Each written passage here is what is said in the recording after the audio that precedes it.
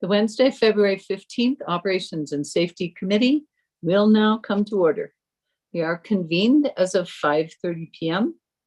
I would respectfully ask that everyone attending this meeting mute yourself unless you are recognized to speak. Thank you all for joining us this evening. Looks like we have a larger number than normal of participants. Please note that until further notice, the official meetings of the RTD Board of Directors will be held remotely via Zoom and will be audio and video recorded. The meeting recordings, along with the unofficial minutes of the meetings, will be posted as soon as possible on the board's website. Visit rtddenver.com, and a live stream of this meeting is also available via the RTD YouTube channel. Directors and members of staff, for the sake of the record, if you would like to be acknowledged during tonight's proceedings, I would ask you to please raise your virtual hand and wait for me to call you before proceeding to speak. Please note that in this meeting, I am operating from an iPad. If I don't recognize you to speak, I would ask the board to advise me that somebody is waiting to speak. Directors and staff participating by phone can also raise their virtual hands to indicate that they would like to speak by pressing *9. To toggle your mute setting on your phone, press *6. I would now like to call the roll for the committee members. Director Julian Bouquet. Present. Director Bob Broom. Present. Director Joyanne Rusha. Present. Director Marjorie Sloan. Here. Vice Chair Troy Whitmore. Present. Director Paul Rosenthal. Present. I am Kate Williams, and I am also present. I see that we also have Director Catlin, I noted, Director Tisdale. I don't know who else I am missing. Director Geisinger. Director Davidson. Director Davidson, thank you. I hear no one else at the moment, so we will record those directors as in attendance. I'd like to open public comment to anyone who would like to address the committee regarding any topic listed in the meeting agenda for the current and immediately preceding month. If you wish to speak and have not already done so, please raise your virtual hand or press *9 on your phone. Staff will unmute you when it is your turn to speak. If you are dialed in, again, *6 to toggle your mute settings. Please bear in mind that participating in this process, you are being recorded. If you do not wish to be recorded, then your comments will need to be submitted in writing. If any speaker has documentation or reference materials for this committee, or if any member of the public would like to submit written comments, please email those materials to the board office at the following email address: rtd.boardoffice@rtd-denver.com. During public comment, the committee will not offer comments or responses.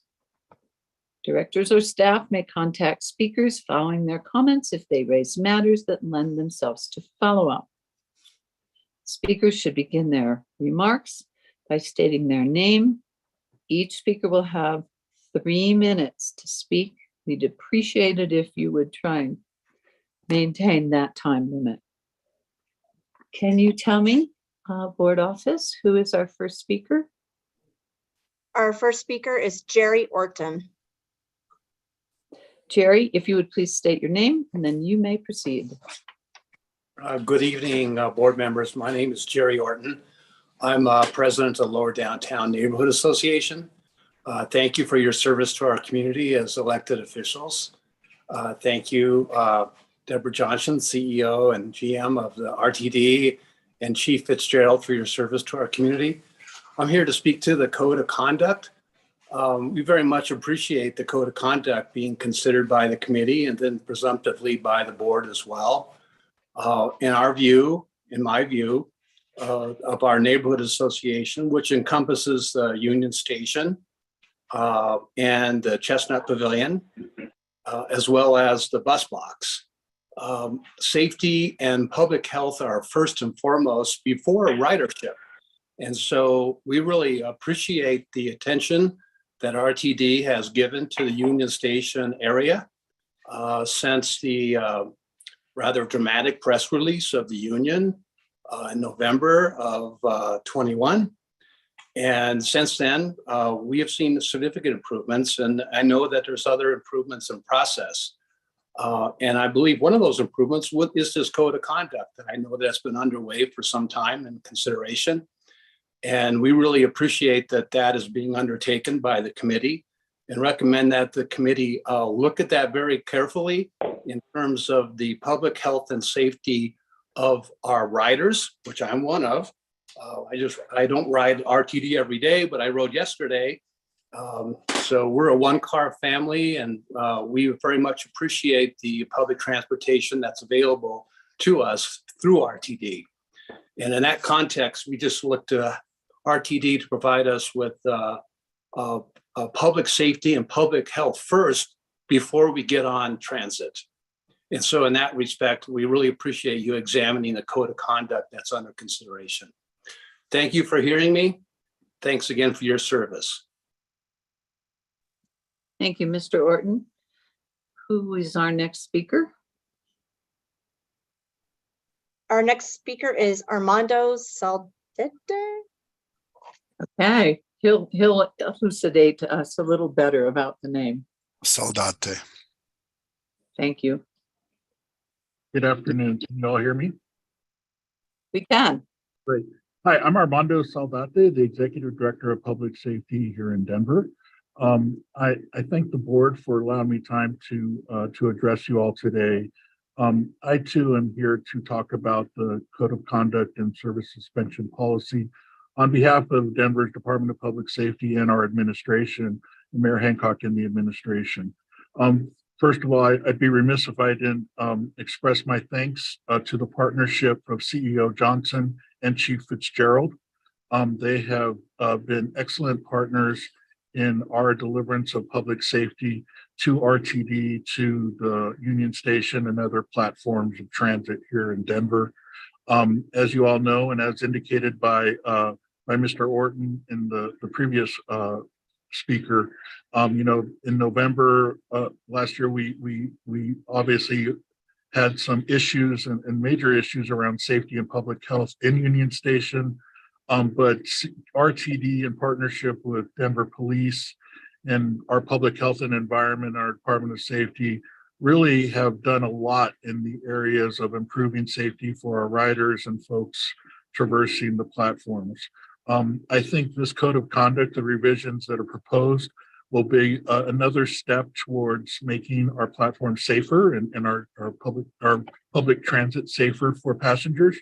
It is a constant complaint that I receive and concern from people in the community around, even my own employees that utilize RTD to come commute to work every day, expressing issues of public safety through the transit system. I've also heard improvements, as Mr. Orton indicated, with some of the changes we've done around our environmental environmental changes that we've made there and some of the investments we've made. And I really just want to say, I thank you all for considering this, and thanks again to the partnership with your RTD leadership. Thank you. Thank you, sir. Just one moment. I'd like to acknowledge Director Guzman has joined us. I don't know if there are any other directors who have added on since. Okay, who is our next speaker, please? Trudy Geekie. Trudy, you're up. Hi, everyone. Thank you, Chair Williams. Thank you, board members, for allowing me to speak and to listening today. My name is Trudy Geekie. I don't represent a group. I don't represent an organization. I am just a person that lives in the community and uses the transit. I'm from a family who loves transit. I even raised a pilot, so he never really grew out of the planes, trains, and automobiles stage of his life. And I live in Louisville, and my kids open enrolled to a nearby high school, in a large part because the local bus made it so easy to get to. So my kids have taken the bus since they were very young, and it is a trusted part of our way of getting around up here in the community. I have two comments I'd like to share for your consideration today. One is I feel like these changes, I'm talking about the 2023 Code of Conduct and Service Suspension Policy revisions. I feel like right now they're going too far and are too broad. So I'd like to talk a little bit about that. And I would really like to encourage you all to have a community engagement process. I know you've done that in the past, and I would like to ask that you take the time to do that again this year. These are important changes, and I think the community should have conversations. I'm sure you'd appreciate hearing from others. As far as my belief that the changes go too far and too broad, I feel like if someone is riding the bus, train, and they're not otherwise violating other rules or causing harm, there's no need to criminalize and penalize the behavior just because they're there for a long time. This is one of those areas where, like I mentioned, my son is a pilot. We go to the airport a lot. I take the A train. We take the regional buses. Sometimes we go and pick people up, or we could. And so how would our RTD folks know whether I'm on a round trip ride or I'm on a continuous trip? The policy seems ripe for misuse. Potential discriminatory application to those who look or act a certain way, and that causes me concern. It partly causes me concern because RTD services are taxpayer funded public resources. So I want everybody to be treated the same way. But partly I come to these conversations in the community, in the political sphere, as a person of faith. And so it's really important to me that we take care of each other, that we act with dignity and respect to everyone. And if I'm not doing anything else to violate rules, then sitting in a seat, I think, does not require a penalty. Also, I appreciate Chief Fitzgerald being here today. And I heard him tell the community that crime is down, and that's great. Congratulations. So I don't think the proposal for 6 times as many RTD officers in the next couple of years makes sense. I feel like it's too far, too fast. And so I have some concerns about that. And then finally, when I think about these changes, I really share a lot of your feelings to make and desires to make transit a welcoming environment. And so many of these are not feeling to me welcoming. I don't know they'd be welcoming to anyone. When we're talking about charging my phone or sleeping on a bus, or putting a bag on my seat that might feel like blocking someone. I mean, I use the bus to go back and forth to work. And so many of the other riders I see have a bag on the seat, or they're having a nap in the morning or in the evening. So I really worry about that being sort of fulfilling the idea of a welcoming environment. So I just feel like this current iteration of the 2023 Code of Conduct and Suspension Policy is just going too far and is Thank too. you, Trudy. You're at 4 minutes now. Okay. I thank you for your input, but we're going to have to ask somebody else to take the floor for now. Right. Thank you, Chair. Okay, who's next in line? Next, we have Jamie Lewis. Jamie, you've got the floor. You're silenced, Jamie, if you're talking. Good evening, directors. Thank you for having us tonight. I apologize to those who have to hear me 2 nights in a row. We had a great meeting last night at the finance meeting. My name is Jamie Lewis, and I am the transit advisor for the Colorado Cross Disability Coalition. Safety is really paramount for our community, so I appreciate you guys putting these rules together. However, as I did a cursory look, there are at least 2 bullet points that may interfere with the use for people with disabilities. First is the no use of electrical outlets. As you know, some of us use power chairs and scooters to be mobile, and sometimes our batteries run low. It's great to have those outlets available. Also, our blind community are very dependent on their phones. That is their lifeline. So having outlets on the platforms or on the vehicles, which I don't think we do have, are essential. If we go to the airport, we actually have trees of outlets. They encourage people to use electricity to make sure that their phones and their other devices are loaded up. This is the new world. A lot of the passes and stuff that we use are on our phone. So it doesn't only provide help to the disability community, but the general community as well. The second one was the prohibition on riding with nowhere to go. I'll share a personal story. When I moved to Denver in 2004, that's what I would do. I would get on the bus because I wanted to explore Denver. I wanted to go as far as I could on transit to see where it went, to find out what neighborhoods are around. So that one could be very tricky when somebody comes up and says, "Where are you going?" And I'm like, "I have no idea. I'm just exploring." So that's something to consider. So considering there's two obvious things that stick out concerning the disability community, my suggestion is to run this through ACPD. That's the Advisory Committee for People with Disabilities. I don't expect you guys to just to take my word on this. There could be other things embedded in these rules that might be of a concern to the disability community as a whole. So please don't depend on just my opinion, but I would recommend running this through ACPD before you forward this to the full council. Thank you. Thank you. Who's our next speaker? Up next is Molly McKinley. Molly, you have the floor. Good evening, board and staff. Thanks for holding the space for public comment this evening. My name is Molly McKinley, and I'm the policy director for the Denver Streets Partnership, which is a coalition of community organizations advocating for people-friendly streets. I'm here tonight because we're deeply concerned about the proposed changes to the Code of Conduct. In December of 2021, Denver Streets Partnership, along with the Harm Reduction Action Center and the Task Force to Reimagine Policing, sent a letter to CEO and General Manager Johnson and Mayor Hancock, urging them to make decisions founded in compassion and dignity as they worked to address public safety issues at Denver Union Station. Since then, the approach we've seen around our public transit system has put a disproportionate level of emphasis on law enforcement, with investments in social services as a side order. Everyone in our community deserves to feel safe. That includes transit operators, residents and visitors of Denver, and our unhoused neighbors. RTD has a stated commitment to offering safe, clean, reliable, courteous, accessible, and cost-effective transportation throughout the district to all constituents. This must include people experiencing homelessness.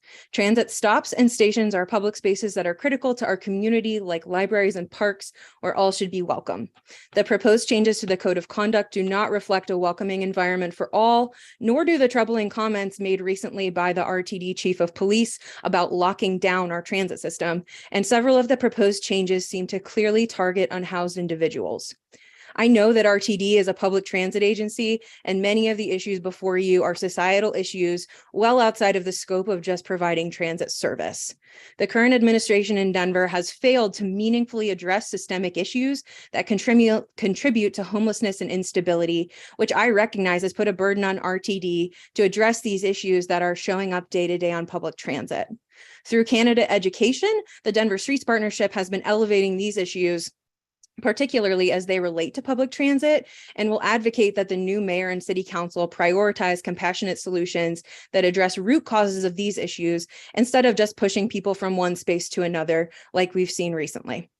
For the sake of keeping the public in public transit, tonight we urge you to do two things. First, slow down the process to update the Code of Conduct.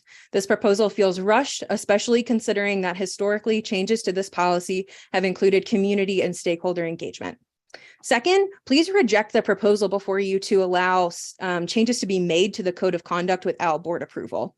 Transparency and public engagement are critical to ensuring that our public transit system considers and meets the needs of the community. Thanks for your time this evening, and I welcome the opportunity for further discussion about these issues. Thank you. Who's our next speaker? Up next, we have Richard Bamber. Richard? Hi there. Good evening, everybody. I've got three real quick ones tonight, and let's go straight in. Code of Conduct Rule 34. Remaining on the RTD system for more than one continuous trip without exiting the paid area and re-entering by paying or validating a second fare or riding the system indefinitely without exiting the system is indicated by the totality of the circumstances. What? I mean, I had to read this 3 times, and even I was primed to know what this rule's even trying to achieve, okay? So start from being very difficult to understand. It's vague, okay, and requires discretion to enforce, okay, which leaves us open to a whole load of discrimination issues, okay? It's also hard to enforce. You know, there are so many totality of circumstances. We recommend that this one in particular is struck. I also echo previous comments about electrical outlets. We need to do better with that. On the subject of the police, you no doubt all seen the pretty nasty video of the assault that happened at Federal Decatur. The assault begins as the train door arrives, the train doors open, and continues throughout the dispatch process and ending as the train pulls away. So the question I have, and it's quite worrying, is the operator for that train must have been looking at the assault. It's right by the first car. He must have been looking at his right-hand wing mirror, okay, as the train doors close, okay? During the assault, the victim, at one point, the victim's head is up against the train. There was one of the assailants returns to deliver a final kick. You know, the victim flails around. Huge risk here of the victim, a limb, or even the victim's entire body going under a train and sustaining a serious injury or death. The optics here basically say that RTD left their customer for dead. So maybe there's something more to this, but that's right now what we see. The train just drives off. So it would be good if RTD could clarify anything else. Did they make an emergency call? Was a radio? Did police attend that incident, or did nothing happen? Finally, on the service changes, I'm quite excited. There's a proposal to merge routes 34 and 38. These are 2 routes I use quite frequently, actually. The thing is Route 38 always did sort of take a meandering route through downtown, ending up at a seemingly random location at 21st and Chamber, where there's very little there, you know, and always observe these ghost buses running through the town with all the passengers already got off. This route could be made so much more useful if it was routed all the way down 15th and then across to Union Station at 17th and Wirwada. So we asked the Service Change Division and board people to please consider making this change. It would make this combined route a lot more useful, you know, and build a system on connections. Thanks for listening. Thank you. Do we have more speakers? Yes, up next is Rogelio Mode. Thank you. Hello there, my name is Rogelio Mode, and I'm a reporter for Fox 31. I don't know if this is a question and answer portion of tonight's meeting, but I wanted to pose a question to Chief Fitzgerald regarding the contracting of outside security officers. Excuse me, this is not question and answer. You have 3 minutes to say what you want to say, and there will be no response at this time. I don't want to take time from anybody else. We've tried to reach out to RTD in the past and gotten very few responses. So appreciate your time. Absolutely. We appreciate you being here. Can you tell me who's the next speaker? Up next, we have Jennifer Dillon. Jennifer? Hi, my name is Jennifer Dillon. Thanks for this opportunity to address the board. I work with an organization in the East Colfax neighborhood called Swing by Street Supply Mutual Aid. I'm also a frequent RTD rider on the 15 and 20 lines. I'm very concerned about the changes to the Code of Conduct policy that target our unhoused neighbors.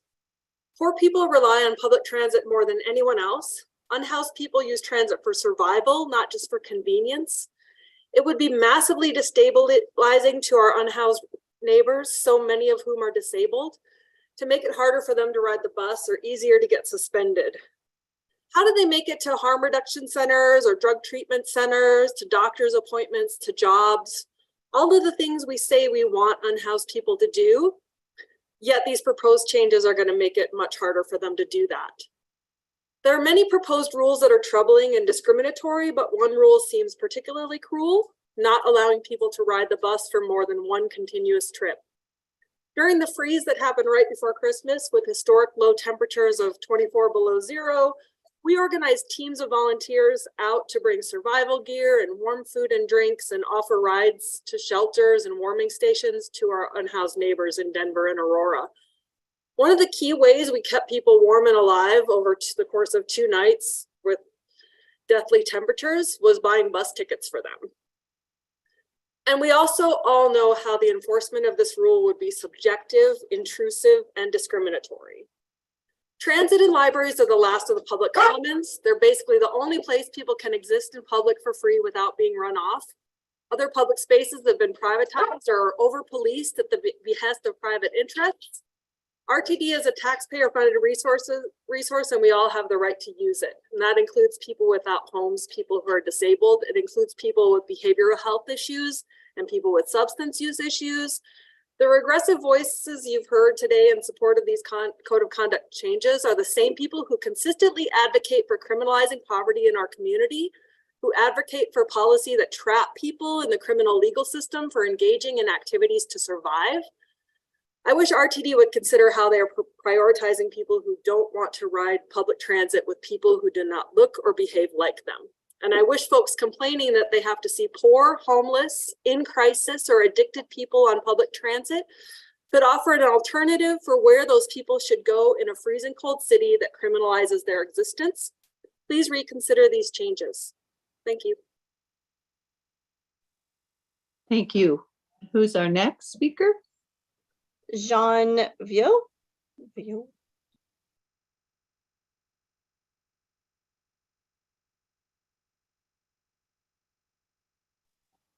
John? We are not hearing you. Or maybe Jean? Jean?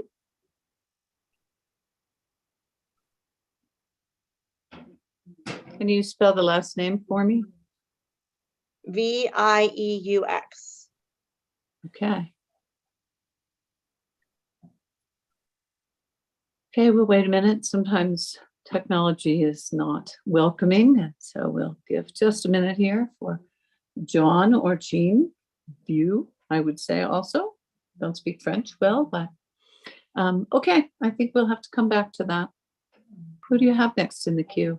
Next in line is Marty Steinberg. Thank you, Marty.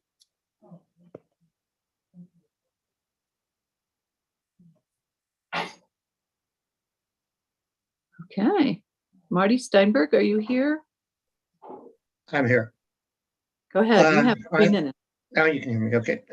I am co-chair of the Lodo District, and also a business owner in lower downtown as well. And I think the rules of conduct that have been proposed are excellent. I've already seen a huge change in my vision of what's going on in lower downtown. I have a business that employs about 25 to 30 people. Many of them are RTD riders, and only recently have they felt safe enough that they can get on and come to work with on the RTD from various parts of the city. I also have a lot of clients that come into my spa, and they too are starting to feel a lot safer because of all these changes. So as Lodo District and as a business owner, I support these changes, and I feel that they will make a difference as the city begins to come back and do business downtown again. Thank you. Thank you. Do we want to try Jean or John? John again? They've lowered. We can try again. I'm not hearing anyone. Okay, thank you. I guess we'll move on.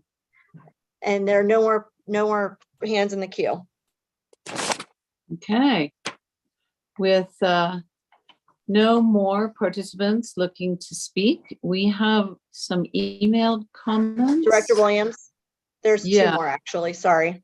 Okay, we will let one of them go now, whoever you have there. Aubry Wild. Aubry, you have the floor. Hi, can you hear me? We can hear you. Great, thank you. I've been having some technological issues lately, so I'm glad. Good evening, everyone. My name is Aubry Wild, and I'm the Advocacy Program Director at Colorado Coalition for the Homeless. I was also a member of the committee that revised the RTD Code of Conduct in 2020, and a frequent user of the 38 bus, and personally love that it drops me off right at the door of my workplace at 21st and Champa. And I want to thank you for the opportunity to express some of my concerns about the most recent proposed revisions. There are 4 main provisions that cause us some heartburn at CCH. As we know, transit services are a necessity for people experiencing homelessness to get to appointments, work, and shelter. And I think today's weather is a great reminder to us that RTD properties may be someone's only option for protecting themselves from extreme weather. RTD services and locations are taxpayer-funded resources for the public that should be easily accessible by all members of our community, not just those that are housed or appear to be housed. We're particularly troubled by provision number 34, which prohibits the continuous use of RTD systems. That's been spoken to a lot, so I'll move on. We're also concerned with the application and enforcement of proposed provision 39, which prohibits occupying or remaining on RTD property where the totality of the circumstances indicates that an individual is not using RTD services, and so on. And provision 31, which prohibits lying on the floor, bench, platform, stairway, landing, ground, or conveyance, is one we took issue with in 2020, and we still find it to be inappropriate. There are a number of reasons people might lie down for a bit, including needing some rest after a long travel day, not feeling well, or waiting for the next leg of a trip.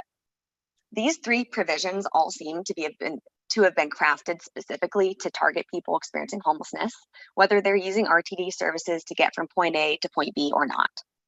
Finally, provision 42, which prohibits unauthorized use of electrical or data outlets, that's been spoken to as well. RTD properties may be someone's only opportunity to charge a phone and even access their ticket to ride. All 4 provisions have more to do with users' perceived status or identity than the impact of those behaviors themselves. And so I ask, how does their enforcement relate to the safety and use of RTD by services by other passengers? And how will RTD officers ensure that they're not enforcing disproportionately against individuals they believe to be unhoused because of their personal biases? I also want to express my disappointment that the coalition and other partners were not consulted during this revision process as we have been in the past. In 2020, as we wrapped up the revision, RTD made a commitment to stakeholder processes for any future changes, but this latest revision has been proposed and made public with no stakeholder engagement, no feedback from the public, and no conversations with people who were likely to be directly impacted by the policy. These are critical steps that were missed, and I hope that you'll take all of our feedback very seriously tonight. Thank you. Thank you. I believe we have one more speaker. Yes, we possibly have 2. Joseph Elio. Okay, thanks. Joseph, you have the floor. Oh, good. Thank you. I've only listened to the last half hour or so, but it seems like virtually every speaker that has spoken against these regulations doesn't live there. I do. I live in Union Station, and I walk to my work in Lodo, and I'm tired of drug addicts. I'm tired of drug addicts peeing all over, pooping all over, scaring tourists, riding on trains, shooting up drugs. I've seen them shooting up drugs on the trains. On the way to DIA, and to say that you're discriminating against a certain class is absurd. Most of these people should try to live there and not just tell us what's going to happen there.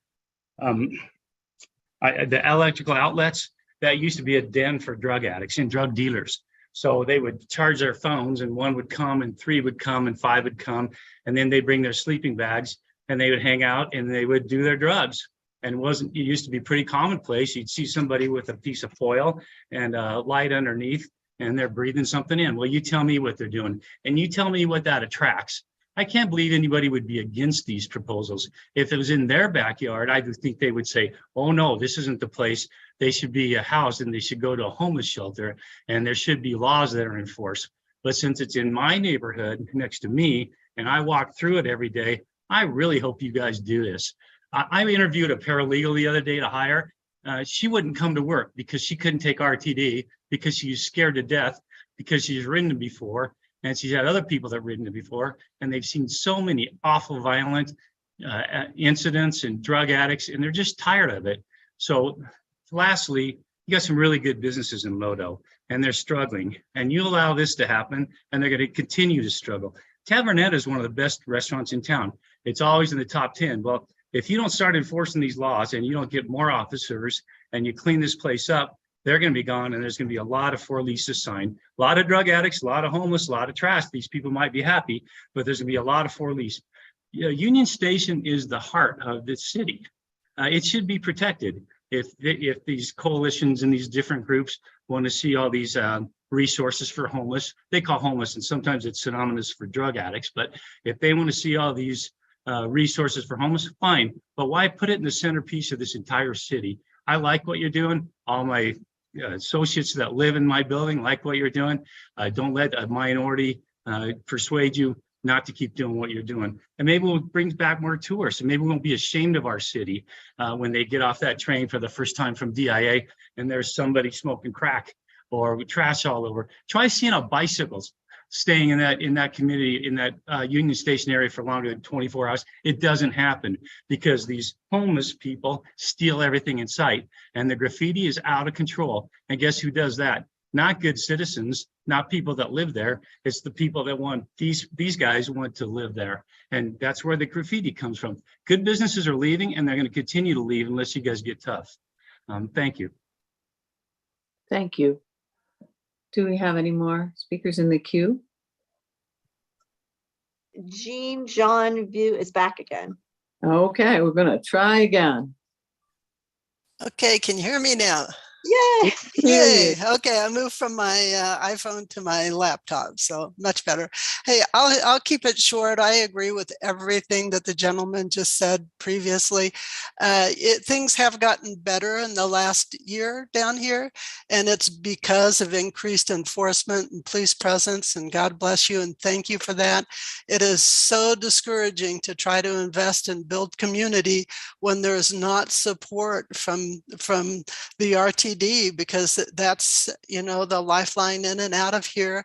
That's, you know, where our tourists come. That's where our kids come to visit us. I have kids from Boston and New York City who think it's too dangerous for me to live down here. They want me out, and they live in tough places. So, you know, I've known and talked to people who have been assaulted. We've had people, my husband and I, you know, get in our faces and be very aggressive panhandlers. We've seen people urinating and defecating right outside the door. You know, it is, it's been out of control. It's starting to get back in control. And thank you so much for doing something about this. It's for the public, and the public isn't just the homeless and the mentally ill and the addicted. They need their help too, but it doesn't need to be the transit system. Thank you. Thank you. Is that the end of our speakers? We have one more, Hazelween. Okay. Hazel, you have the floor.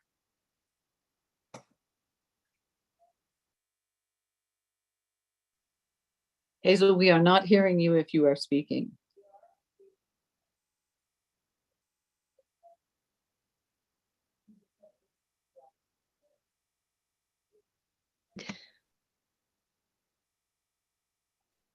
Hazel, last call. Okay, I think if that's all, Jillian, is that everybody? We should try Hazel one more time. I think she's unmuted. Hazel, you have the floor if you'd like to speak.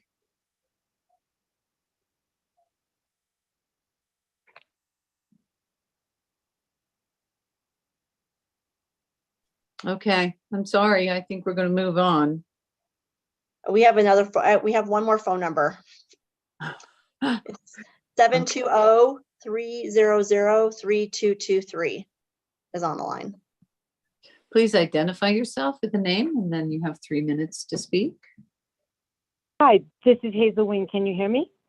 Now we can hear you, yes.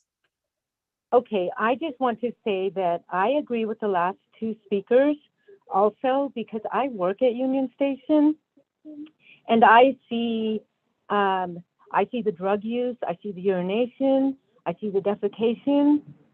When I walk through the station and I ask people to please stop riding their bikes or riding their skateboards, or can you please keep the noise down, they look at me with disregard. They don't do anything. They just keep on doing what they're doing. And I think the code of conduct should be enforced because we've had this going on much too long. There are times when I can't even get out of my door because there's urination out there and I'm trapped inside my office.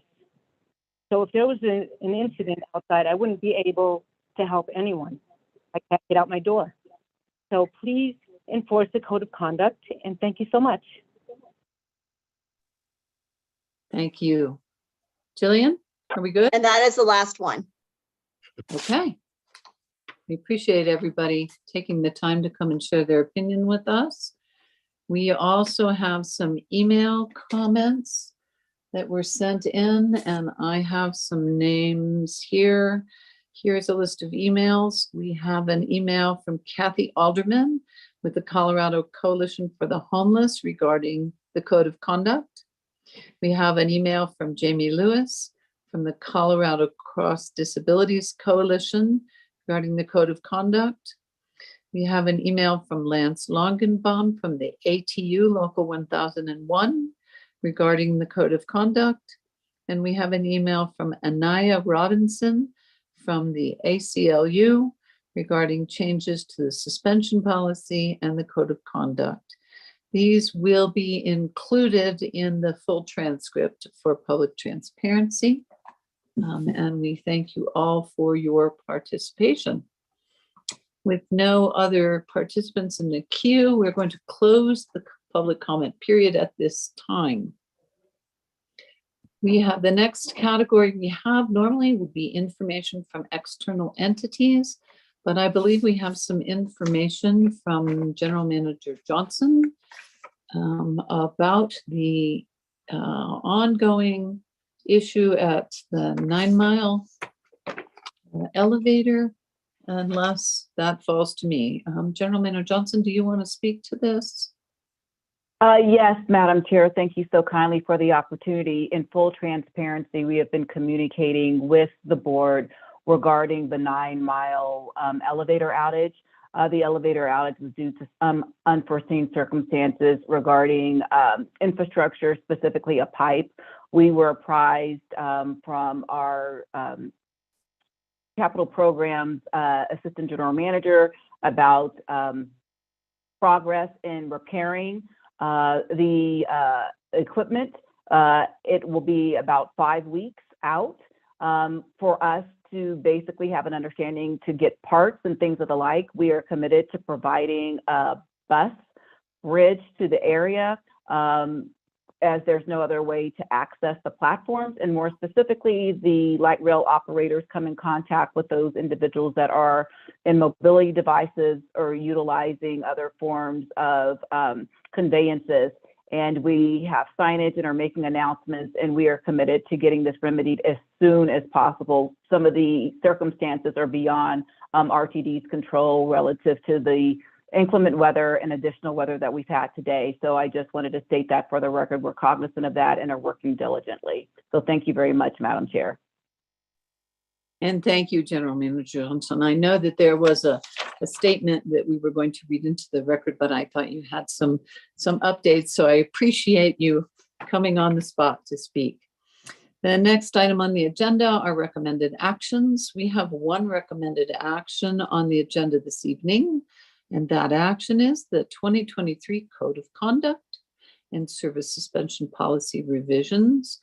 And we have a motion for the Board of Directors to adopt revisions to the Code of Conduct and Service Suspension Policy. Do I have a motion? So moved, Whitmore. Second, Rosenthal. Okay, I heard Whitmore. Let me write this down. And Rosenthal. Thank you, gentlemen. I would like to ask Michael Ford if he is here, a general manager, and he's general manager. He's not, he's the COO to speak on this. Mr. Ford, are you in the room? Yes, I would just, Michael Ford, COO, just want to introduce Dr. Joel, Chief Fitzgerald to speak on the revision to the Code of Conduct policy that we just heard some comments about today. So with that, I would just ask Chief Fitzgerald to provide his commentary on the update or the revision to the Code of Conduct. So with your permission and Committee Chair Williams, I'll speak to it. Have at it, Chief.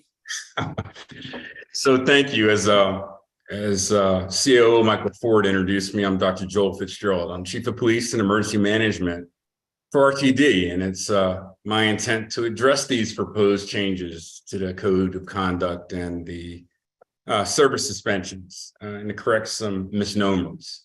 Pursuant to the statute that allows RTD to function and to provide for the safety, convenience, and comfort to all customers, our staff, that's RTD staff, proposed these changes to the Code of Conduct to enhance our officers' ability to enforce rules, specifically prohibiting conduct that may adversely affect the use, operation, or occupancy of RTD vehicles, facilities, property, and I guess moreover, antisocial behaviors that might detract from our overarching goal or strategy of maintaining a safe and welcoming transit environment throughout the metro area. And I have to stress throughout the metro area, not just in one section, but everywhere. So it's no secret that RTD made changes prior to my hire to this code in the past and published a service suspension policy that's been referenced that described the enforcement guidelines in 2016, 2020, and 2021. So it's important for me to lead and preface my comments with this. I'm a law enforcement subject matter expert, but I'm a human being. Code and policy changes are simply tools that facilitate a larger, more comprehensive list of community-oriented policing, and in this case, transit-specific public safety strategies. They aren't laws. What's being proposed today is an attempt to improve the transit environment, and the intent's to enhance the services we provide while respecting inputs and relationships that we forged along the way. Those with customers, people who comprise the majority of people we encounter every day. Those who provide us feedback, like some of the feedback that you've heard every day. So it's important for me to just restate the obvious and to correct some of the assumptions. I'm not from an ivory tower or a person who arbitrarily makes decisions that are thoughtless and that have this massive impact upon the masses. I'm a person who's relied on public transportation as a youth out of sheer necessity. So I think I can lend a bit of demographic perspective. So here's a bit of additional history to ponder. As a former major city police chief in cities, the largest of which served over 930,000 residents, next level thinking is not lost on me either. This isn't a war against the poor, underprivileged, or the historically disenfranchised in our community. Some are going to make it seem like that. That's what I've heard. But the fact is that this proposal is about customer and employee safety. And as a person who doesn't come from privilege, I have been someone who's, as I said, historically fought for the same and historically has seen discrepancies in that. I was only one of 6 police leaders in the country in 2015 who elected to work with the National Initiative for Building Truth and Justice. That's a program that marked the commitment to institutionalizing mandatory officer training and de-escalation, implicit bias, the use of force reforms, and other policy changes. That's when they weren't buzzwords. I say that because I'm a zealous advocate for investments in community engagement and reconciliation. Contrary to what you've heard, these things are things that I believe enhance procedural justice in our community. And these efforts in this instance are designed to repair and strengthen police community relationships by addressing deeply historical roots of distrust in the police among people of color and other marginalized communities. We're actually trying to connect people with services. I anticipate that some who oppose these changes may need to hear this as reinforcement. I actually inspect what I expect out of my folks. So preying on the fear that I represent Big Brother, asking for some unilateral and non-inclusive changes in a vacuum may not be the best tactic. Perhaps I'm sharing too much. I guess I should say this. I was raised in a family with someone who's experienced an unhoused situation, mental health issues and drug issues. My dad was wheelchair bound. So I can only wonder what it's like to have the privilege to assume that no one understands these situations, and that opposing these changes from some that I've heard can possibly grasp the severity of folks facing these unfortunate circumstances and situations. I certainly understand, and I certainly have been in tune with them from the time I was raised until current. So now that you're armed with a little bit of knowledge about me, this request for change is really grounded in very similar work. In fact, the changes that are being proposed today are supported by input from other national subject matter experts who have continuously and who do continuously grapple with the delicate balance, right, between protecting people from antisocial behavior issues and providing a community transportation service. So in 2021, RTD, at the request of CEO and General Manager Johnson, asked for the American Public Transportation Association members to conduct a peer review of the state of RTD as it relates to public safety. And they published their report in 2022. Many of the people that have spoken tonight have access to that and have read it. The APTA team, for those who haven't, cited numerous industry best practices that RTD could use to improve service delivery today. Some of them were short-term, others were more long-term, but nonetheless, they were all very sensible strategies that considered the seismic changes of the world since 2020. You know, subject matter experts, I have to say, actually do their homework sometimes. The holistic feedback that they integrated into their findings sort of just summed up this, that nobody should be subjected to the fear or antisocial or illegal behaviors that some that spoke tonight described, and that our officers need the ability, especially as we grow, to do so and have the backing of not only a great policy, but the law. We have the law to fall back on, but a strong policy is something else that we need to make this system better. So don't hold it against us that we've made some positive changes, that you're going to hear that crime's been down. That doesn't mean anything to the operators out there who are victims, to the person that was described earlier that was a victim on our system. Try to tell them that, you know, the improvements that we've made and these declines matter.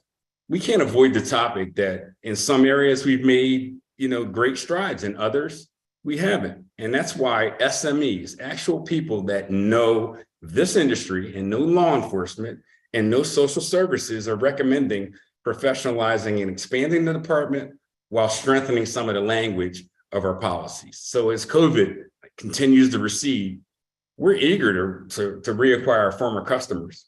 And to do so, I propose that we surprise our customers with an environment on each platform, on each park and ride, or implement a transportation that's welcoming and consistent with what many of you have already stated and seen at Denver Union Station, above ground and below ground. The changes proposed to the board today only strengthen and clarify existing language with the goal to that end. It's not an attempt to sanitize the transit environment. It's definitely not changing the law, because after all, I said this to CEO Johnson, you know, characters are a universal part of a diverse community in their transit experience. I was raised seeing people in the transit environment playing music and instruments in the transit system. But what those people weren't doing at that time were assaulting others. And that's what we're legislating against, those folks that would cause others harm in our system and in that environment. So for those who meet this with some skepticism, I guess this language, the language changes that we're proposing, intentionally avoid over-criminalizing people who are statistically overrepresented in the justice system. These changes are thoughtful, helpful. You've heard me say this, firm but fair, but they're also diversionary in nature, falling well short of what's been said today about placing the wrong people into the justice system in sort of the rote manner we've seen for decades.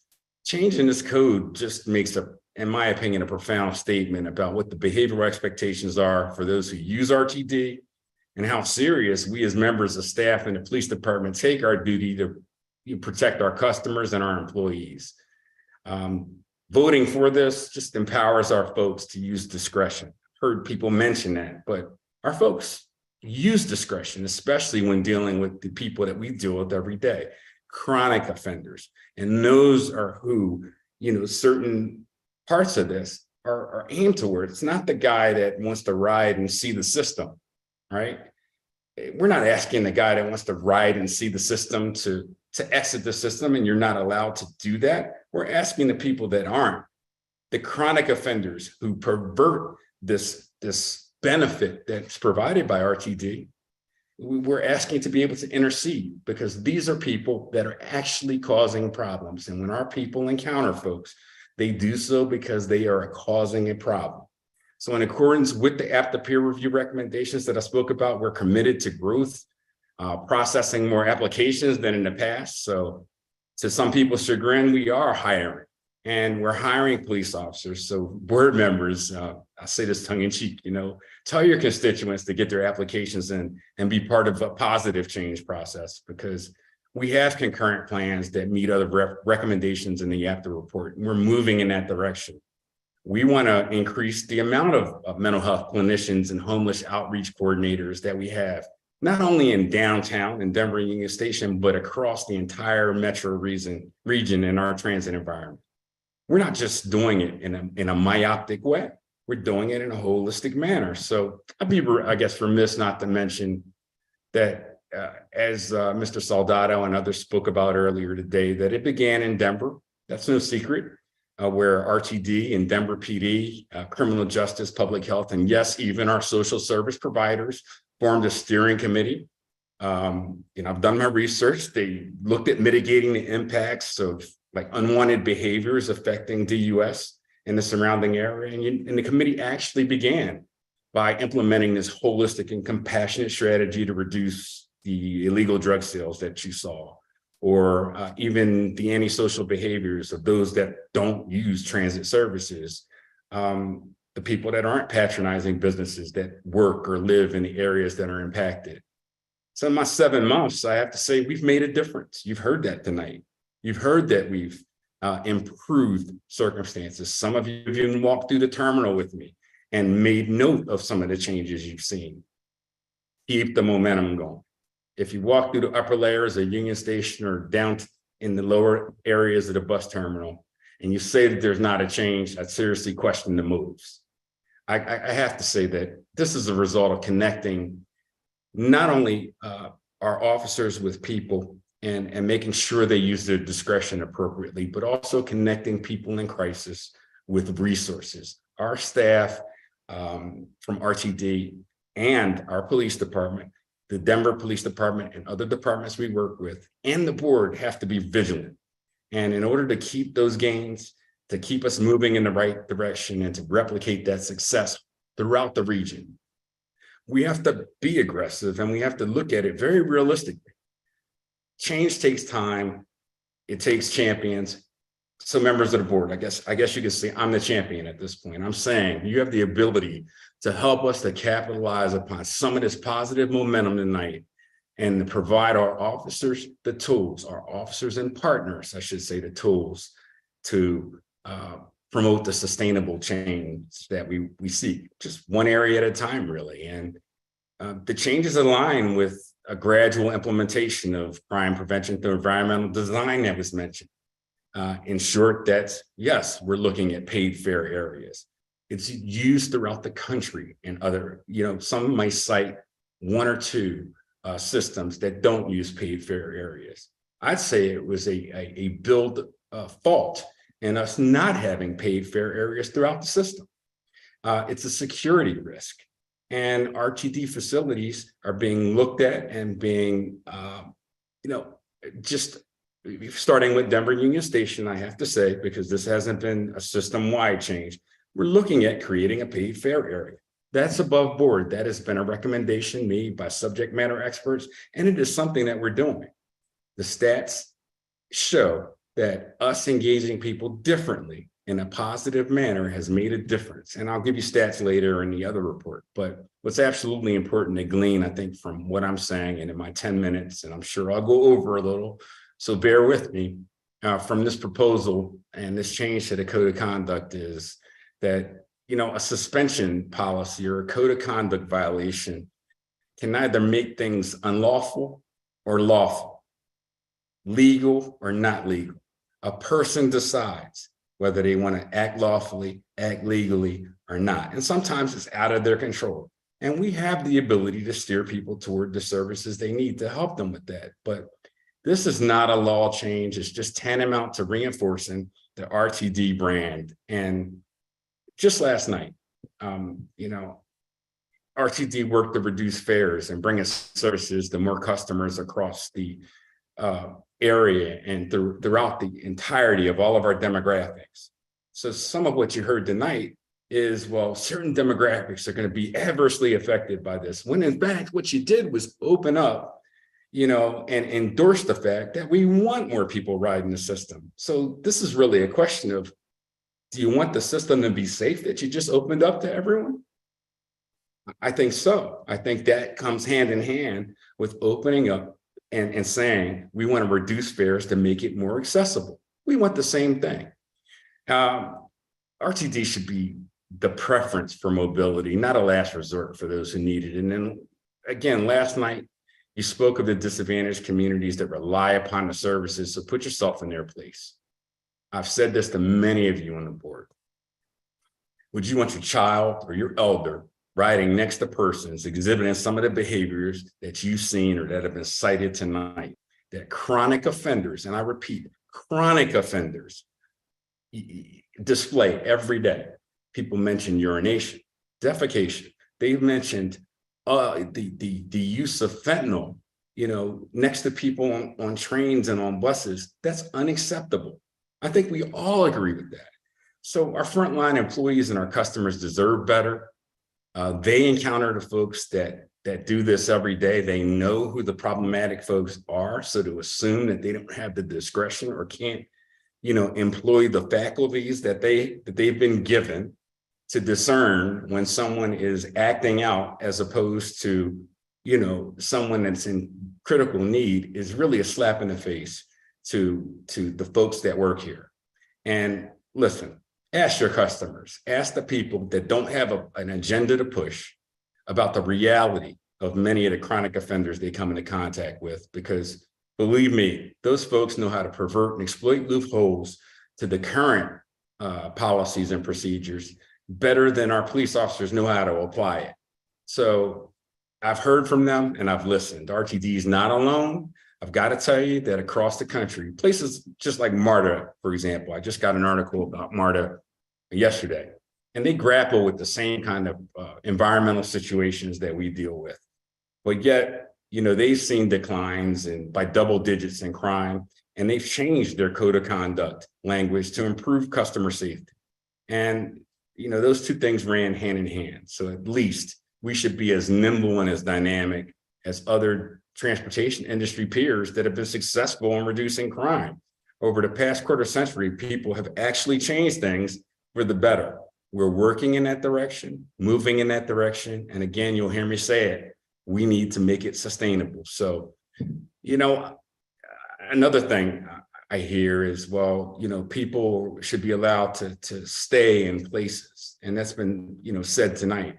Well, I'll use the airport as an example. We've submitted to TSA baggage screenings, baggage searches, and different standards while being able to stay on an airplane, right? What happens is that the people in the airplane walk through it to make sure that there's no security concerns. The same thing is done on a bus and on rail.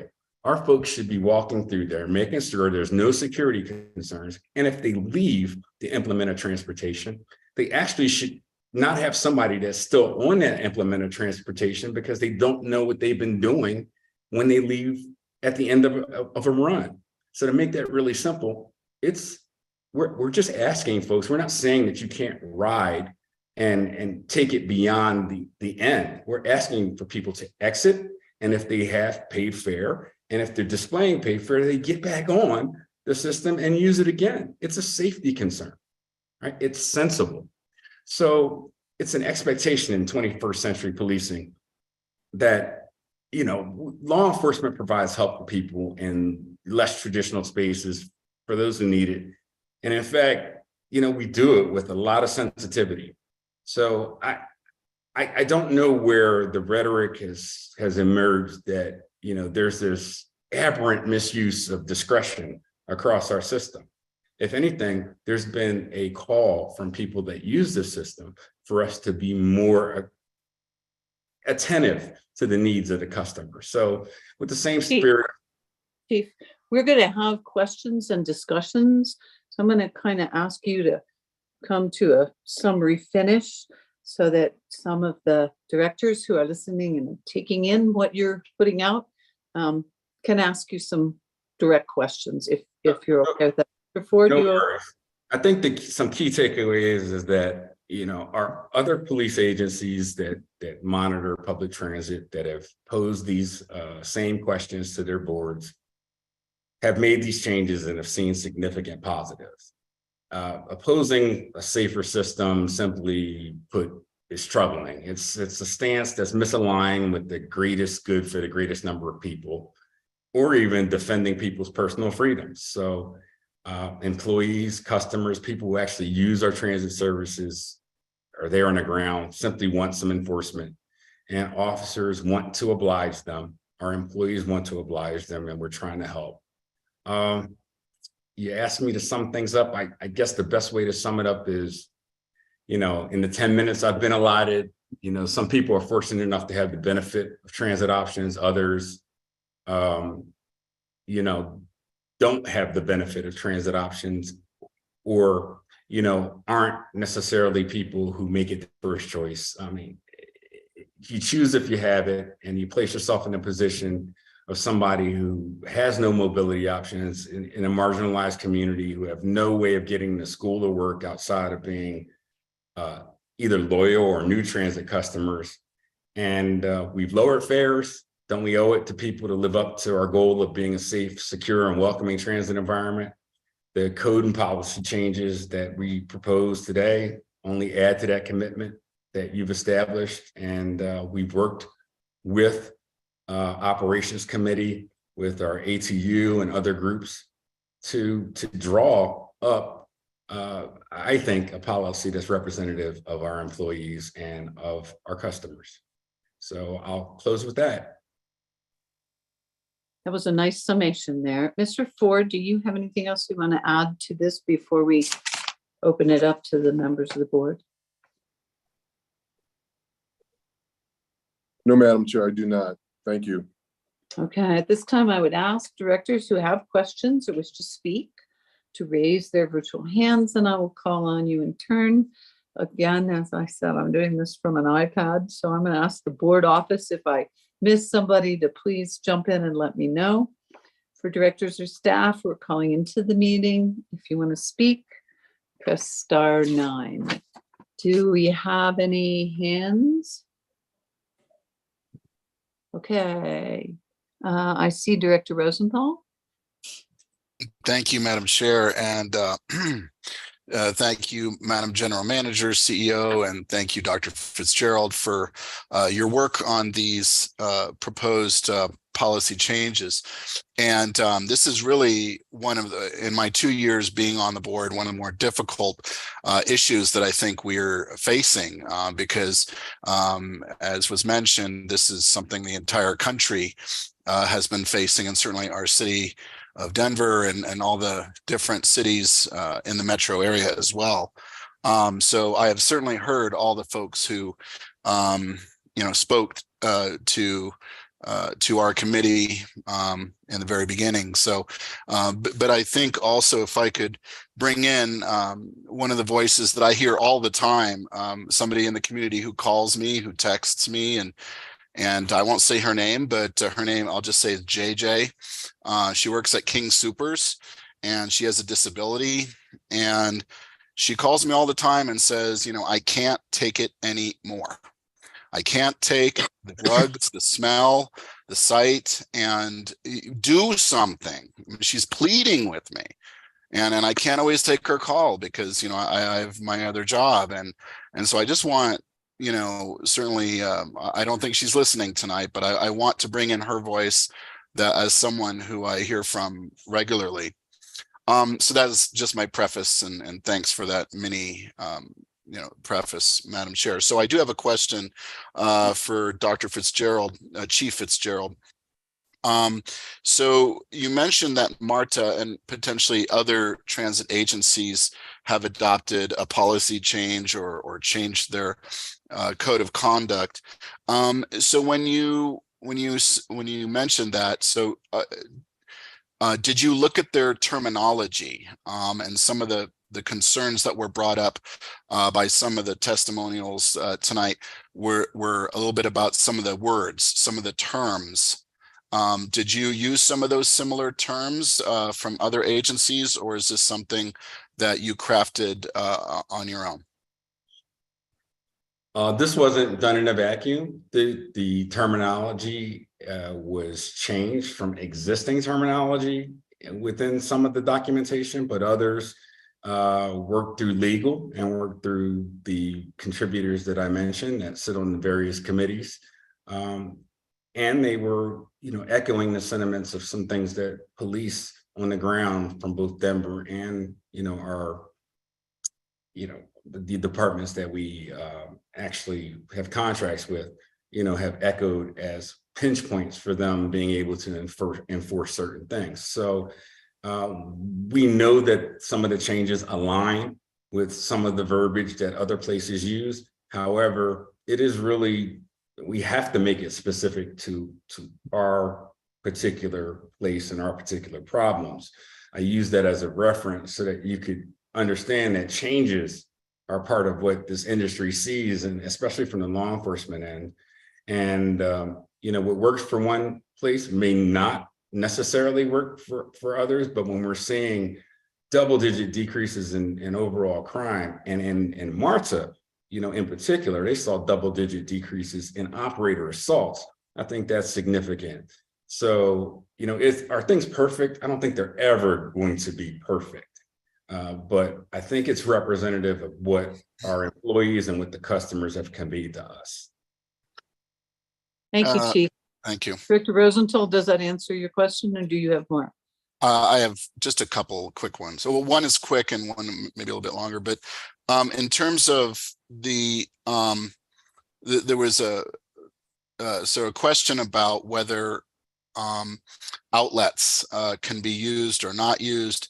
Now, as far as I know, I don't take the Flatiron Flyer. I understand it's a different type of bus, and so I don't know if there are outlets on that bus, but my understanding on the whole system is, when I'm on the bus or train, really the only outlets that I still see, since they're no longer at the bus terminal, and my understanding is those are now gone. Is that right? I can't speak specifically to Flatiron Flyer, okay. But I can tell you this: the assertion or that a person needing to seriously charge their phone would be something we'd frown upon if there's not rampant misuse is a misnomer. If a person needed to charge their wheelchair because they're stuck and have to plug it in downtown Union and downstairs in the bus terminal in Union Station, I would tell you that a police officer has the discretion to allow that person to do that. That's called discretion. We actually think and employ discretion to make decisions about things. This is targeting the chronic offender. Again, the chronic offender is the important portion to this conversation that we're having. And when we write policy like this, we have to give ourselves the latitude to apply it towards those chronic offenders. And again, have a little more confidence, and this isn't directed at you, sir, Director Rosenthal, but it is in general, that we're making decisions that are consistent with the best interest of people. And that's not necessarily been that's not what I've heard, but that's what I'd like to convey. So, Madam Chair, if I may, I do see you, General Manager Johnson, okay. and Thank you. Always calling you first. Go ahead. No, thank you so much. And I just wanted to add something to the conversation in reference to Director Rosenthal's question about the outlets. Just to provide context, the reason why it came full circle with the outlets, there was a time last year whereby we couldn't even have our facility staff power wash the floors and things of the like because they couldn't get to the outlets because people were hovered around doing unwelcomed activities. So I just wanted to qualify that about the outlets, and Mr. Stoppelkamp could probably opine because basically the outlets were being damaged, and so we couldn't clean the facilities. And then more specifically, as it relates to MARTA, the Metropolitan Atlanta Rapid Transit Authority, I do want to qualify that MARTA was part of the peer review, as well as many others of which we received information, and these were best practices. So it was MARTA, the Washington Metropolitan Area Transit Authority, the San Francisco Bay Area Rapid Transit District, and the Dallas Area Rapid Transit District in conjunction with Los Angeles County Metropolitan Transportation Authority. And you may recall that one of the subject matter experts whom engaged with the various board members, former Chief Wanda Dudham, served on that peer review, and she was the chief of police for MARTA. So I just wanted to provide that context relative to the information. So thank you. You're welcome. I also want to note before we go back to this discussion that the APTA peer review that we received, if it's not part of the minutes prior to this meeting, we can certainly attach it afterwards, and it is there for the public consumption. Director Rosenthal, if you have one more brief, and otherwise I'd kind of like to let some of the Right. I just want to confirm that our legal department, Ms. Snyder, has also reviewed all these proposed policy changes, and that they are conforming with, you know, our charter and rules and everything like that. I don't want to answer for Melanie. I'm on camera. Madam Chair, if I may. Please, ma'am. Yes, this is Melanie Snyder, General Counsel. Yes, Director Rosenthal, the legal team did review this, and these, the Code of Conduct revisions and suspension policy revisions do comport with the law. Thank you. That is all I have. Thank you, Madam Chair. And thank you, everyone. Thank you for Thank you, everybody. Okay, I'm going to try and go what I see. I believe that I saw Director Bouquet next, and Director Rusha after that, and Director Hartwig after that. Is everybody okay with that? Okay, thank you. Go ahead, Director Bouquet. Thank you, Madam Chair, and thank you very much, Chief. And thank you, staff, for great words to get us started off. I guess I have a question and a comment. My first question would ultimately be, if this recommended action would be postponed, or if this recommended action would fail tonight, how would this ultimately impact the operations and or improvement of RTD? Well, I'd first urge you not to postpone it. We would be now putting off, getting a response from our employees saying that change needs to be made. And now, pursuant to, let's say, postponing this, you're now saying to employees that, yeah, in the interim, you may be assaulted by someone who's a chronic offender who we have no recourse but to allow to use the system, who otherwise may have been suspended had we, exercised our right to vote this forward now. That may seem like, may seem far-fetched to most, but it's not to the employee that's dealing with people on the ground level. We don't have every police officer on every train or every implement of transportation every day. And there are operators out there who need some suffrage.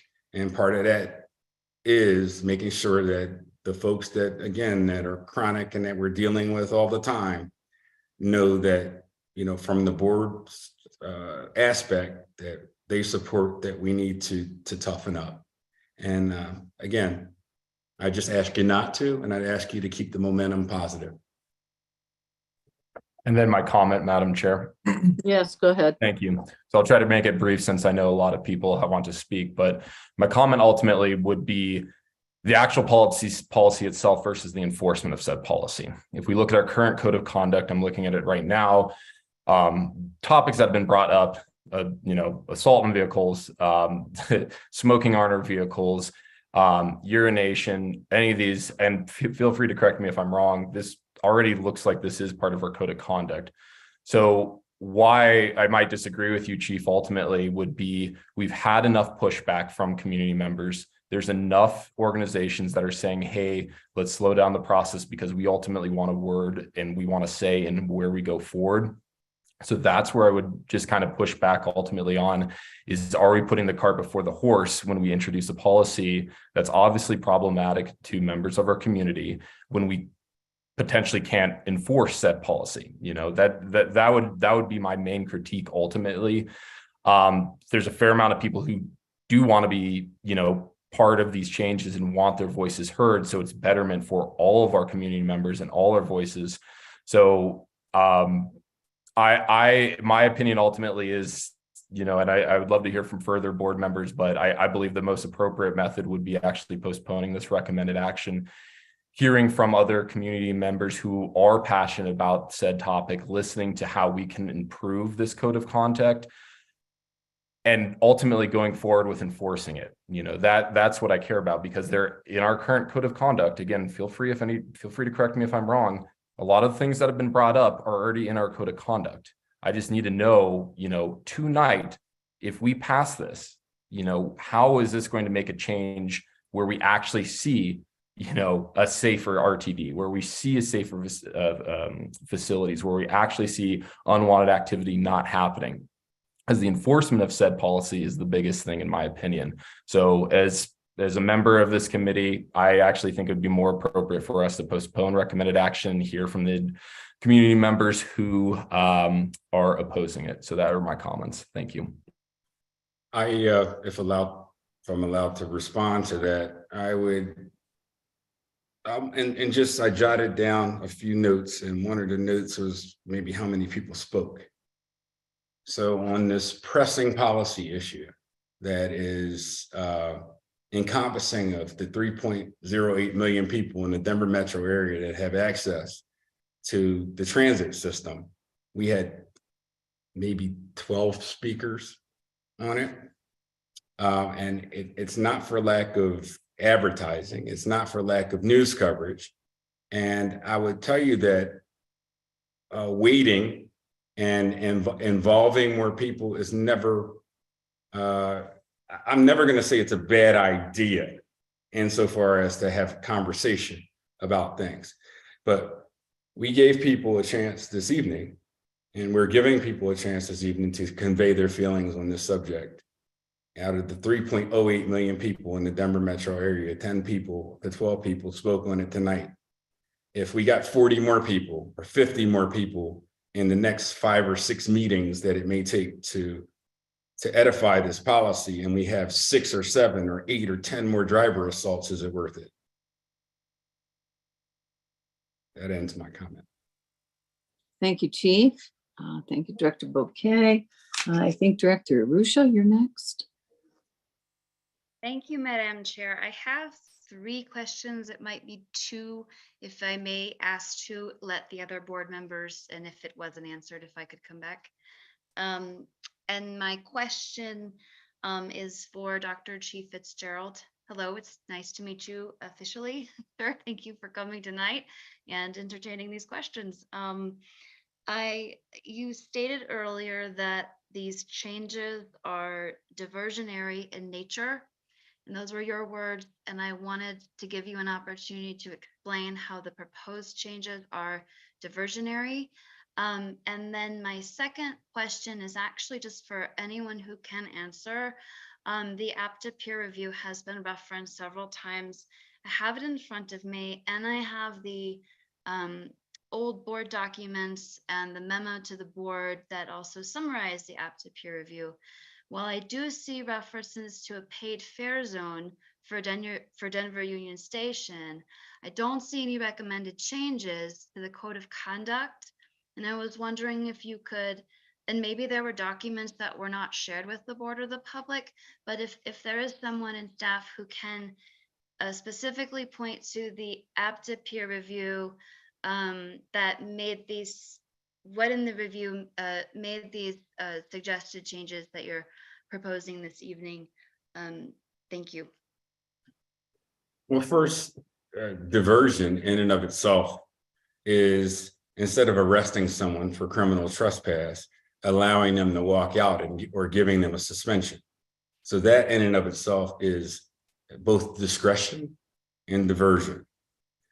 Instead of putting someone in the criminal justice system with charges, what we're doing is diverting those charges and saying, you're no longer, able to use this system, this privilege for 3 months, 6 months, or however long this category applies. It's worth mentioning, we're not putting people in these situations where, their behavior begets an intervention by a police officer. People are choosing, or maybe not so much choosing to do these things because some people can't control that. The bottom line is that, again, let's understand that the first thing that comes is us understanding that an officer has discretion. And right now, officers have discretion, but the threat of a suspension at its current level is not such that people that are chronic offenders within the system respect the fact that they're no longer allowed in the system.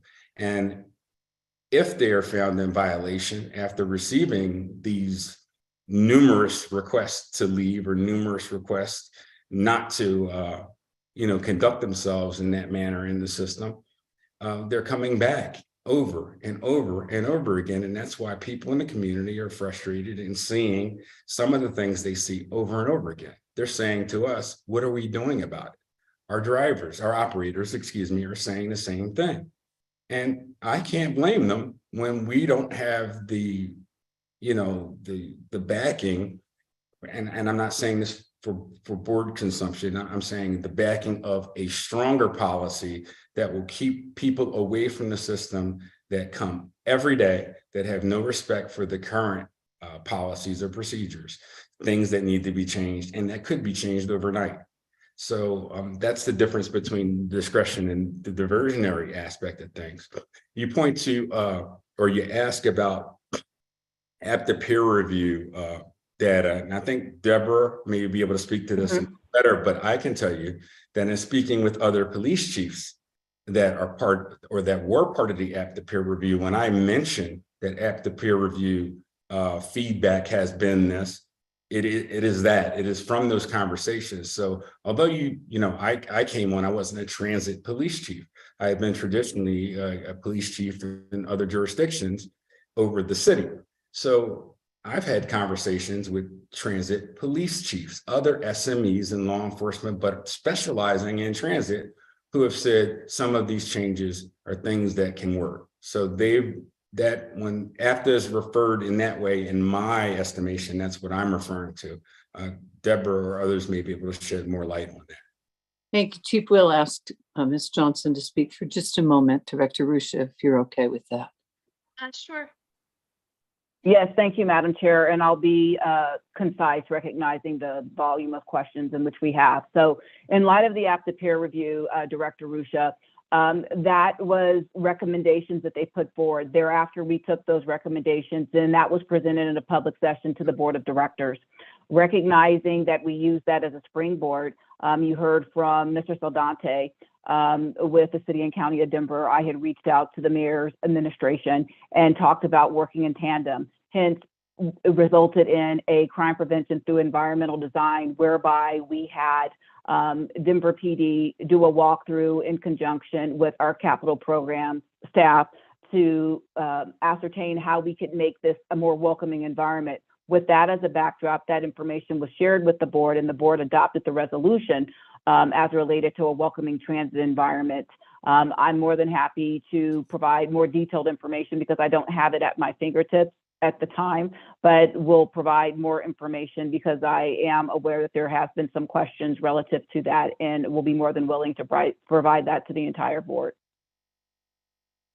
Thank you, Deborah. Tran, sorry, Director Rusha. Okay, Madam Chair, I just wanted a quick follow-up here. I had asked about the changes that were diversionary in nature, and Dr. Chief Fitzgerald, you referenced the current proposal, the amendment to the Code of Conduct, but currently you do have discretion, as you've referenced. And if you do suspend somebody and they come back, that is trespassing. Additionally, if they're asked to leave and they stay, that is also trespassing. And so I certainly would like us to create a safer transit environment, a more welcoming transit environment for everybody. But I personally am just not seeing where these changes are going to help you immediately, or even to address some of the concerns that community members brought at the beginning of public comment. That being said, I appreciate your time and your perspective and your vulnerability that you shared earlier. And I will go ahead and just cede the floor to my fellow directors who have questions. So thank you. Thank you, Director Rusha. Okay, I'm going to try and follow as quickly as I could see. I believe that Director Harwick was next. Thank you, Madam Chair. So I just have a few questions. So I'm curious, and they all circle around this. With the increase in the police force that we are looking to bring on, I'd like to know, is there going to be also a simultaneous increase in our outreach coordinators? I recognize that a lot of the problems that are going on are whole metro area wide, and they're bleeding into our experience, but I know that we only have one person that fits that. So I'm just curious if there are any more planning to be hired. My second question is, if someone is suspended, how do we know if someone is suspended, and how are we enforcing that? And then my last question is, there are 47 items on this code of conduct. I've looked at other code of conduct throughout the country. A lot of them, the verbiage is a lot more clear. It's more succinct, and there are fewer of them. And I just wonder if 47, I don't know how anyone is going to know all 47 of them. And I don't know, I let alone a person, like I get that there's a whole bunch that are very clear, like, drug use, urinating, all that. But, some of them more, I can't fathom somebody, plugging in who's just a normal person, a person in a wheelchair that's trying to charge their chair. I can't fathom them, getting in trouble for that. So again, just circling back, how do we know if someone's suspended, and are we hiring more outreach coordinators? And now I'm done with my questions. The answer to your first question is yes. I spoke to hiring outreach coordinators throughout the system. We have the system split into 5 distinct areas. Each area we intend to have outreach coordinators available in.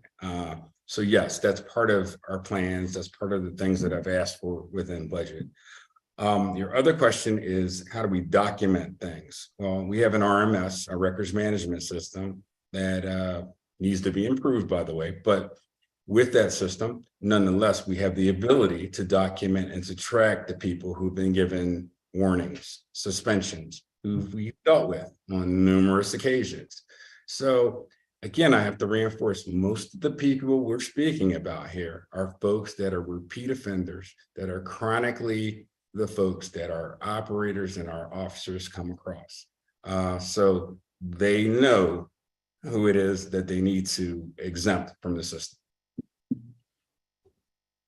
Thank you. Appreciate it. You good, Director Harwood? I am. Thank you. Thank you. I'm going to revise the list of who I'm having a hard time keeping up with all the hands raised. So this is what's going to happen. It's going to be Director Broom, and then Director Sloan, and then Director Whitmore, and then Director Tisdale, and then Director Catlin. So, and that, Director Broom, you have the floor. Thank you, Madam Chair. I've been requested to postpone this by several other board members, and typically I don't go along with postponing things because it's just a parliamentary maneuver while somebody works to get more votes for their particular side or issue. But in this case, due to COVID, everything's different. I haven't had a town meeting or a district meeting for several years.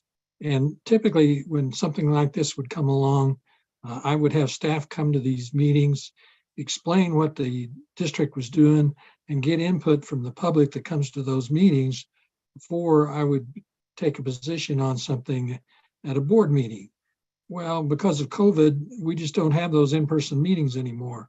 And so since I guess the COVID emergency is now over, and in fact, the board is going to hold its first in-person board meeting in March, I think that's still the plan.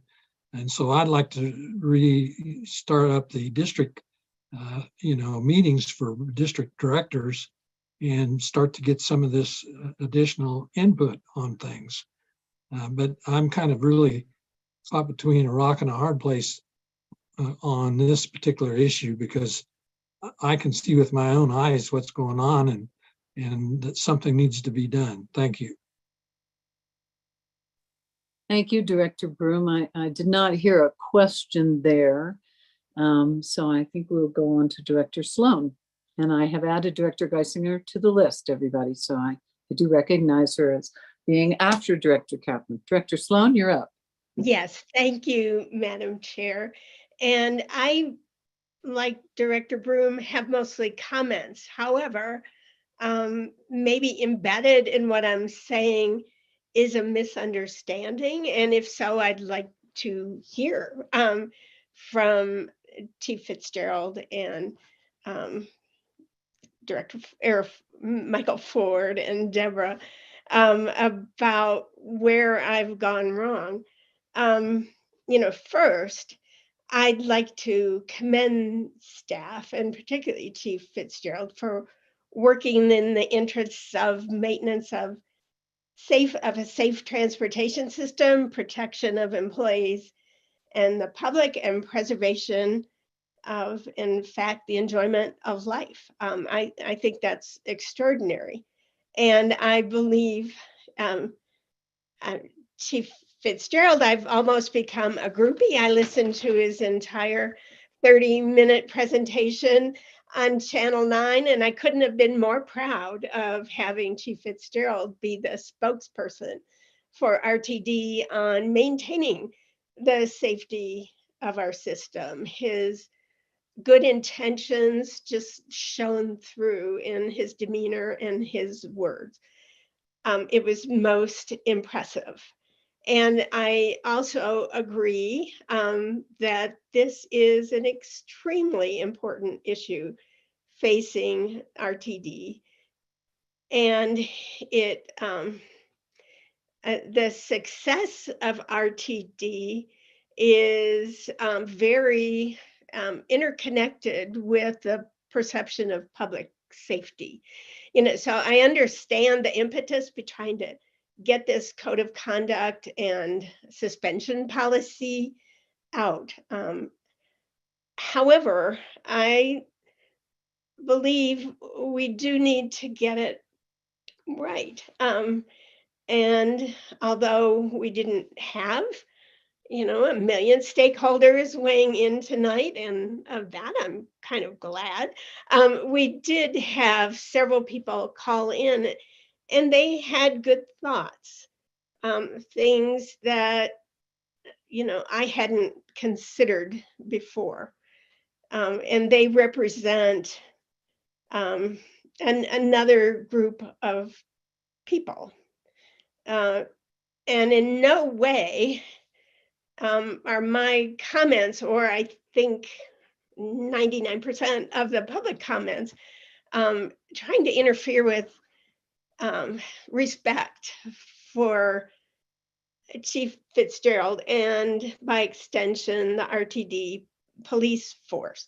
In no way can we sit here at a Zoom board meeting and replace the discretion of the boots on the ground people with our thoughts.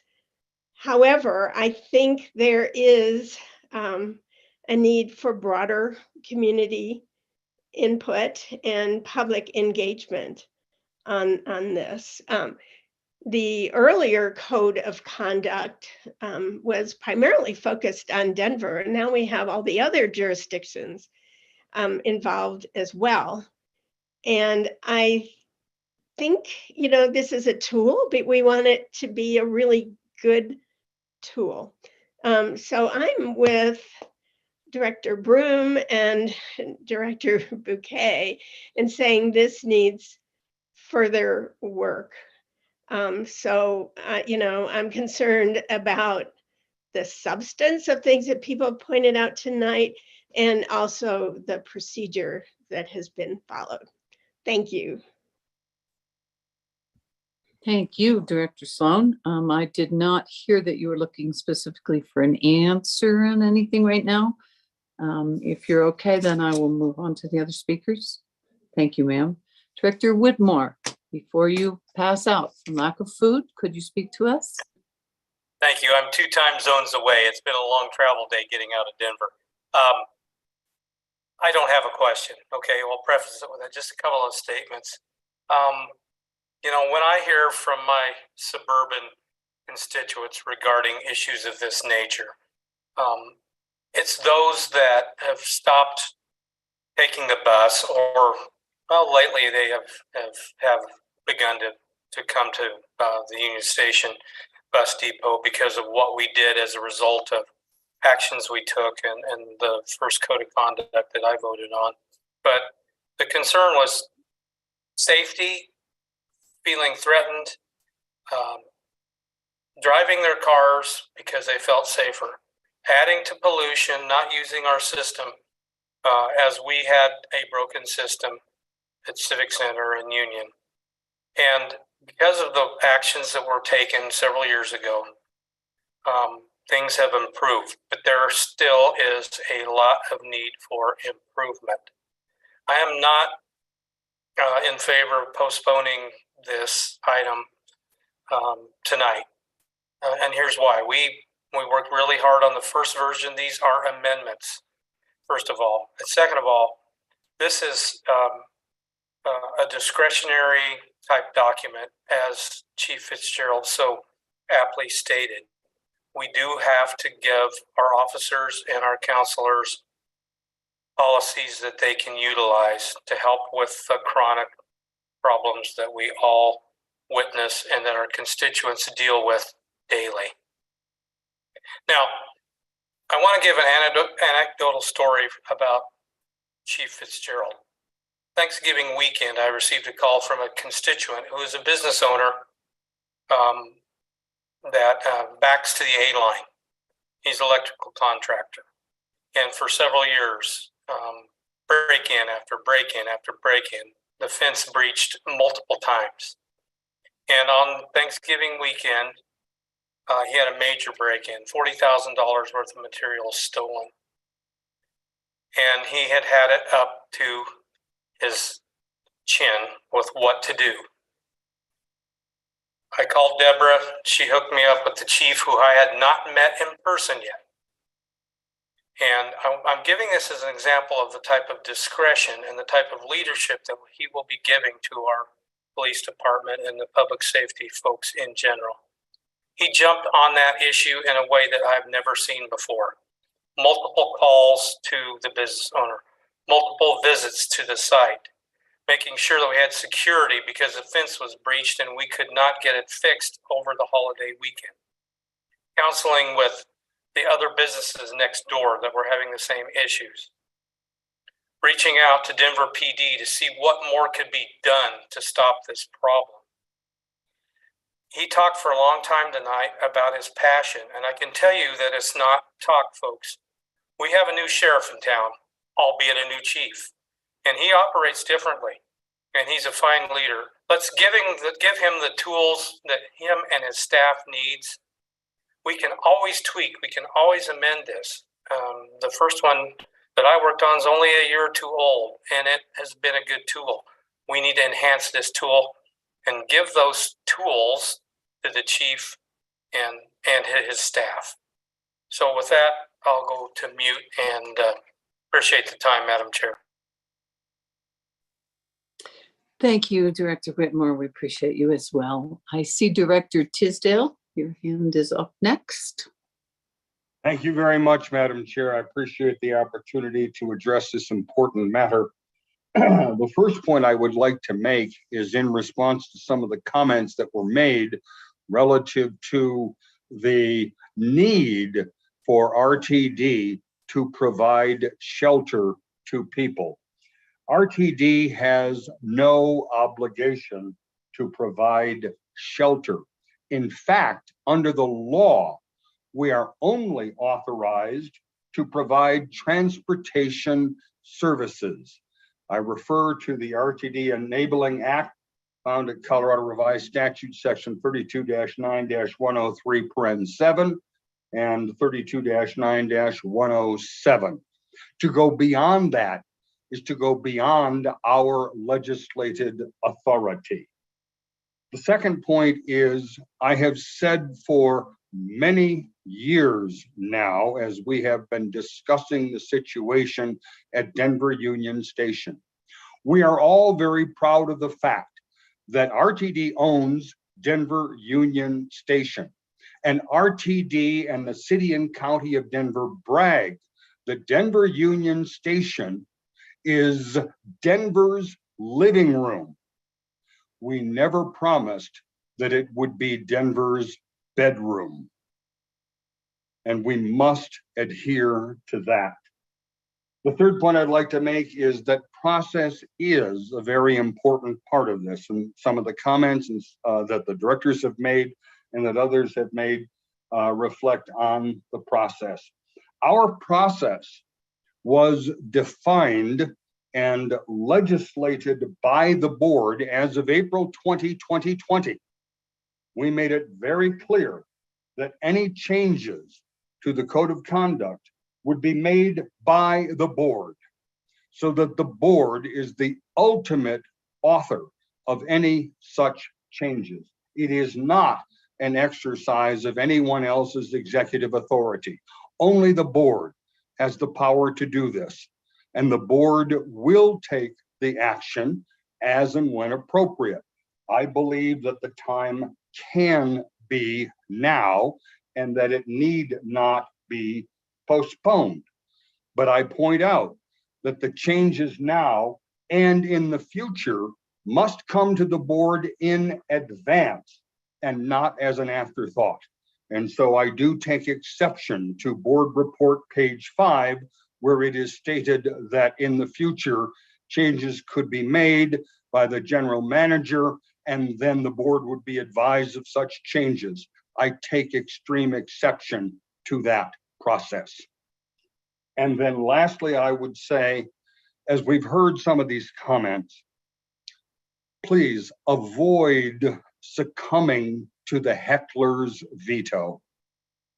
When you have something that is good, something that is workable, something that is worthwhile, do not say simply because 8, 10, a dozen, 2 dozen, 3 dozen voices say, oh no, don't do that.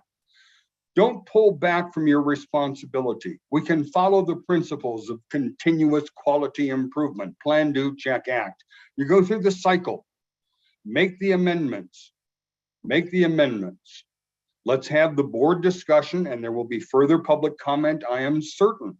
And that public comment will inform the chief and others who are responsible for the implementation of these changes to the code of conduct as they go forward.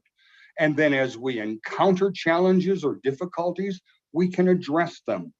But I submit that it is appropriate and beneficial to the agency charged with providing transportation services to provide safe and secure transportation services. Thank you very much, Madam Chair. That concludes my remarks. Thank you, Director Tisdale. The next person I have on my list is Director Kaplan. Thank you, Madam Chair. I share some of Director Whitmore's concerns, being a representative of a suburban area, and I have a number of constituents who have expressed concern for their safety for many of the reasons that have been cited. And I would suggest that those constituents of mine have not really been at the table to talk about this. They look at us as a board to solve this problem. I share with Director Tisdale the statement that we are a public transportation agency, and that is our primary mission. And with that in mind, I would be in support of this particular action, even though I'm not a voting member. I want to make sure, and I'm not sure if this is going to pass out of committee tonight, but I want to ensure to Chief Fitzgerald that the efforts that he has undertaken thus far and the results that he has seen, which are impressive, would not be thwarted, and that he would not feel that this would hamstring him in any way in continuing his mission to provide a safer transit system. That's all I have. Thank you. Thank you, Director Catlin. I believe Director Geisinger, would you like to speak? Thank you, Madam Chair, and thanks for allowing me to speak to this committee. I think there are a lot of very good thoughts and concerns raised tonight. I totally agree with the idea that we are, a transit agency, and we have to provide a safe and welcoming environment. I have a lot of concern with sort of the process that brought us here. And I feel like people are coming tonight. I mean, typically we do a public engagement process, the Northwest Rail, the Fair and Equity Study. And it doesn't seem to me like we have gone through that process in the normal way when we're dealing with something that is high emotion and very important to a lot of people. I've been asked by some people to appoint, an ad hoc committee or go back to the previous one. I don't think that's appropriate. That was a Denver focused committee. And I think we're hearing some feedback from many of those. I think there's a much bigger world out there, as Peggy Catlin and others were just saying, which is, people who need to feel safe on the buses and trains. But I guess looking at the changes that are being made, I have some concerns. But more importantly, it doesn't seem to me like postponing this for 2 months or 3 months is going to make a big difference. And it does feel to me like this isn't ripe, that this needs to go out. Maybe it's a couple of public meetings and some online feedback, and maybe we just need to spend some more time looking at the language that's been provided, because I do feel like there's some that is unclear. But that I'm not voting tonight, but this is my leaning, and probably where I'll go if it comes to the board. But I think that we would be better off taking this out and doing at least a short-term public engagement process. Thank you very much. Thank you, Madam Chair, and I apologize for omitting your official title earlier. So Thank you for your input. We appreciate it. I do see Director Guzman has his hand up, and you have the floor, sir. I actually don't need to say anything. Chair Geisinger said my comment. Thank you. You're welcome. Okay, I think that it's gone all the way around the room. I'm going to take the chair's privilege to make a couple points here. I also really don't have any questions at this time, but I want to point out to everybody that we are trying to pass this out of committee and bring it to the full board. It is not a done deal. This is not carved in stone. I would like to see everybody involved in this discussion. So I'd like to see it move out of committee tonight.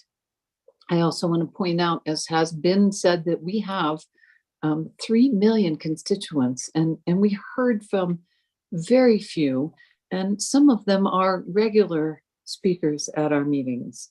So I don't denigrate their input for that, but they have experience in giving feedback. And I think that the idea, if we could pass this out of committee and probably go to some public meetings and hear from a wider variety of people in in a public forum. I'd like to also note for the record that I have asked some of the people who spoke tonight for their codes of conduct, that I would like to see what they propose their clients, constituents, users of their services are asked to adhere to, in the same way that they are having input on what we are asking our clients, riders, users of our services to adhere to. So I will look and see if there's anybody else who needs another bite of the apple here tonight. I don't see any more hands up. Director Bouquet. Oh, I'm sorry, Director Bouquet, I'm going to tell you something. On an iPad, you cannot see the hands at the top of the top row. So thank you. That's great. Nope. Go ahead. No worries, Madam Chair. I was actually going to make a motion to postpone this recommended action until our Operations and Safety Committee meeting on June 7th. I will second that motion. Okay, now we're going to need, so we have a motion already, and Snyder, hopefully you're still here to help me out with all of this. Is not, Robert's Rules of Orders is not my forte. So first we have to move on the amendment. Yes, Madam Chair. So you have a motion and a second on the record. So there'll be discussion on the amendment and a vote on the amendment before you return back to the main motion. Okay, does anybody want to speak to the amendment? Put your hand in front of your face because I can't see it. Okay, I see Director Sloan, I see Director Rusha, I see Director Rosenthal, and I will take you in that order. Thank you again, Madam Chair. I would like to speak to the motion, and I'm not sure if it's to postpone or table it to a date certain. I heard both strains in there, but I would like to support that motion. We have heard some good ideas from both supporters of the amendment to the Code of Conduct and opponents. And, I have to say, I couldn't, I almost feel like we need to apologize to the people, who live in the area, work in the area, because they've recounted terrible stories. But I don't see that postponing this will make any difference to what they've recounted. They talked about terrible behavior that's already criminal. And I don't believe the amendments to the Code of Conduct would have any effect on enforcing our current Code of Conduct or the criminal statutes. So for that reason, I would support the motion to postpone or table. Thank you. Thank you, Director Sloan. Director Rusha. Thank you, Madam Chair. I seconded the motion. I'm obviously in support to postpone until the June meeting and allow for community engagement as we have done in the past. Some numbers were thrown around tonight. We talked about, only a handful of people came to this meeting for public comment, or there are 3.1 million residents in the district. And I just wanted to put on the record some other numbers as well. For example, the ACLU wrote a letter that gave me a lot of pause, and they were not here tonight, but they wrote a letter to the board referencing some equal protection concerns. And I think we have a duty to hear those out in a future forum. They have over 40,000 members. Colorado Cross Disability Coalition represents thousands of people across the state. They spoke up. Swing by Street Supply helps a few thousand individuals, including those who are in and around Denver Union Station every week. Colorado Coalition for the Homeless, again, serves several thousand individuals in our state, and they're public policy experts. And then what I think was also most concerning for me was that as the director, I received an email from the ATU, and they have 1,700 represented members that are our operators, our mechanics, our janitors, etc. And they said, well, they're neutral on this tonight. They did say that they were not consulted. They might have been informed about these changes, but they weren't collaborated with. And I think that putting this on pause and respecting and believing Dr. Chief Fitzgerald when he says, and I think, I don't want to ruin the quote, but I think you said you were like an advocate for, or a zealot for, community engagement. And I believe you and I trust you. So I think that we can only make this policy better by hitting the pause button and allowing some more dialogue. So I am in support of tabling it, and I appreciate everybody who came tonight and shared their thoughts. And I also appreciate what Board Chair Geisinger said in her reflections. So thank you very much for the opportunity to speak, Madam Chair. Thank you, ma'am. Director Rosenthal, I think you were next. Director Thank you, Broom, Madam. if you have your, Director Broom, if you have your hand up to speak, you're gonna have to like show it to me because I can't. Okay, I'll call on you after Director Rosenthal. Thank you. Thank you, Madam Chair. And I rise in strong opposition to this motion to delay a vote on this. I think we have gotten sufficient and substantial and quite a bit of feedback from organizations, from individuals. But, you know, I think that what I heard from some directors tonight and from what I mentioned that I hear all the time, and what I see myself when I ride the bus and the train, and we need to consider all the many voices who are not here tonight, who are like, they tell us all the time, like, I do not want to take the bus anymore. I do not want to take the train anymore. We need more, we need more security. We need more a sense of like, we're going to be fine when we take the buses and trains. And so that's what this step does. It helps clarify, it helps to fortify that our current policy.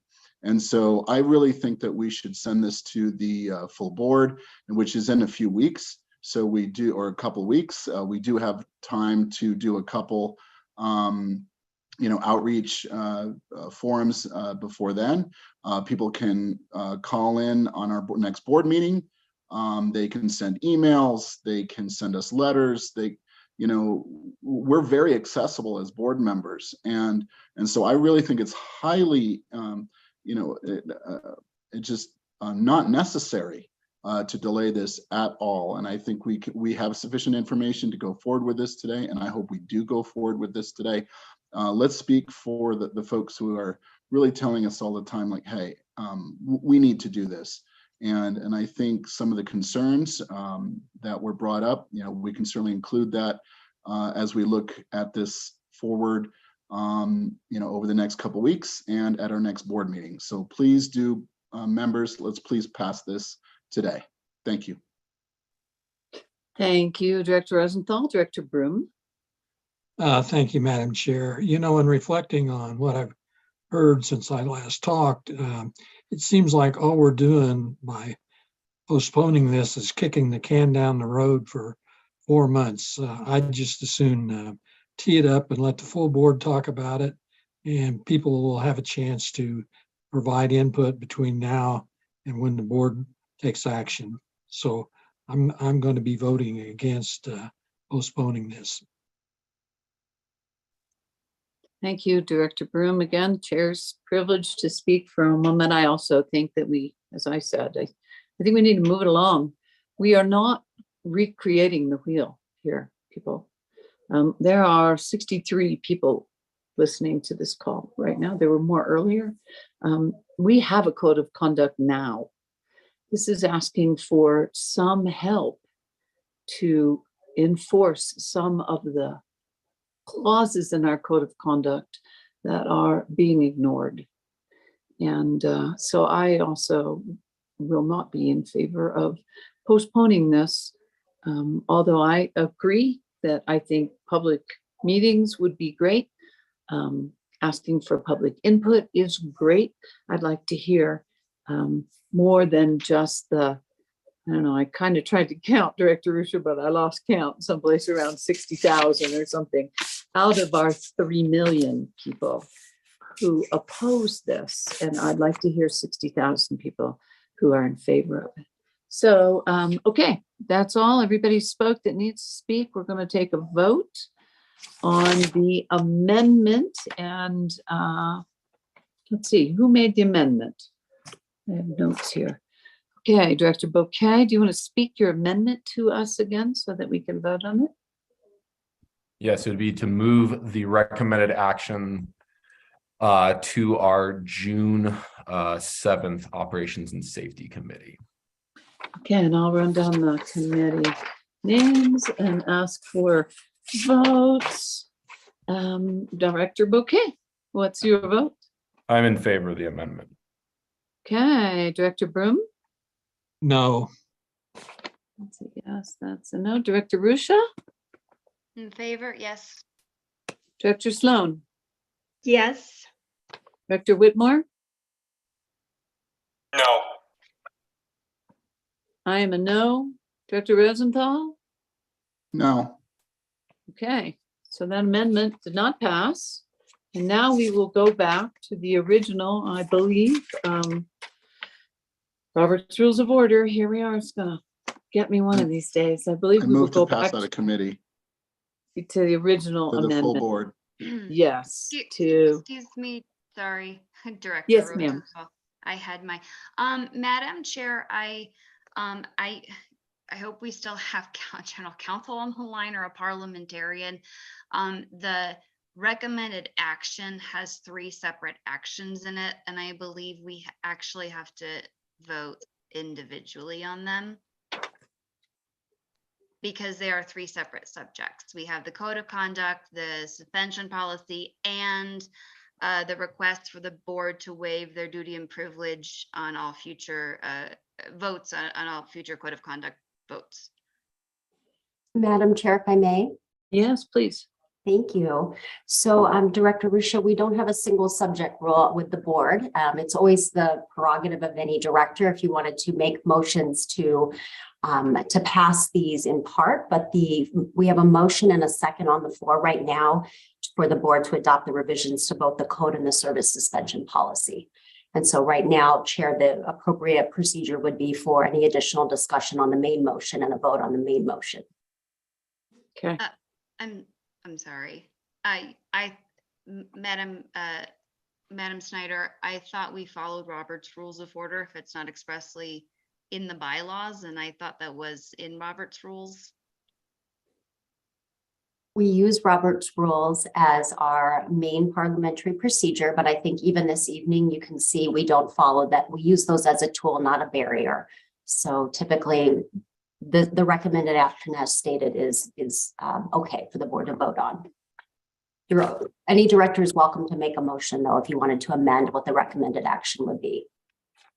So if I understand, you are saying that a director could make a motion to the recommended action to separate out the recommended action into 3 separate votes. Can you please explain? I wasn't aware that we only sometimes use Robert's rules. Sorry. So let me step in here for just a minute. Director Rusha, this might be a conversation that you might want to have with our general counsel, not in this committee meeting. At the moment, in this committee meeting, we are getting ready to vote on an action that has already been moved and seconded, and we've had a bunch of discussion on. I will let everybody go around the apple one more time if people want to speak to that, but otherwise I'm going to call for a vote to move this particular topic. And I can read the recommended action again for the Board of Directors to adopt revisions to the Code of Conduct and Service Suspension Policy. And we are trying to move that out of committee. That does not put it into effect, but it moves it out of committee and takes it to the board and gives us lots of opportunity. This is a living document, people. This is something that we are trying to work on and trying to implement. And I really feel like the job of this committee is to move it to the whole board. So I am going to accept, yes, Director Whitmore has his hand up. Go ahead. So, just one thought to both Director Ruska and Director Tisdale. Motion tonight does have 3 components. And the third component, I have a little heartburn with, but I did make the motion. And I don't think the motion, the crafting the motion is in any violation of Robert's rules. But here's the good news. We can change how the recommendation is considered, I would assume, at the board meeting. We're moving it out of committee tonight. So I would ask for a yes vote, but I would like to have Ms. Schneider confirm that we could separate between now and the board meeting if that was the desire of the board, because I think there's some merit to that. Please. Yes, Director Whitmore, that's definitely something that we can look at in advance of the board meeting. Okay, thank you very much. That's a bit helpful, I think. I think that helps everybody as well. And then if we, because Director Rusha's point is that there seems to be a number of items here. So I'm now going to call for a vote, and I again will run down the committee members. You know, I'm so happy when I have a printer, but I'll fake it. Okay, this is to approve the original, to move this out of this committee, to adopt revisions to the Code of Conduct and Service Suspension Policy. Director Whitmore was the movement, Director Rosenthal was the second, and I will call for a vote now. Director Bouquet. No. I gotta make notes here. Okay, no. Director Broom. Yes. Director Rusha. No. Director Sloan. Yes. Director Whitmore. Yes. I am a yes. Director Rosenthal. Yes. Okay, so that passes out of this committee and onto the board and into the great world for a whole lot more input from all kinds of people with 1, 2, 3, 4, 5 yeses and 2 noes. The noes were Director Bouquet and Director Rusha. Okay, where am I now? Stand by. Okay, Point of now we privilege. have, I'm sorry. Point of privilege. Yes, absolutely. Is that Can we Director Bouquet? Can we Who's take a speaking? break? Could we take a break from just a quick break for those who've been working Absolutely, I'm this always, morning? a health break is a wonderful thing. Let Thank you. us adjourn for 5 minutes. It is 7:42. I'm even good for 8 minutes. Let's come back at 7:50. Everybody good? See you momentarily. I will be departing. I get that, Director Whitmore. Thank you for your patience. Oh, thank you. Ciao for 8 minutes.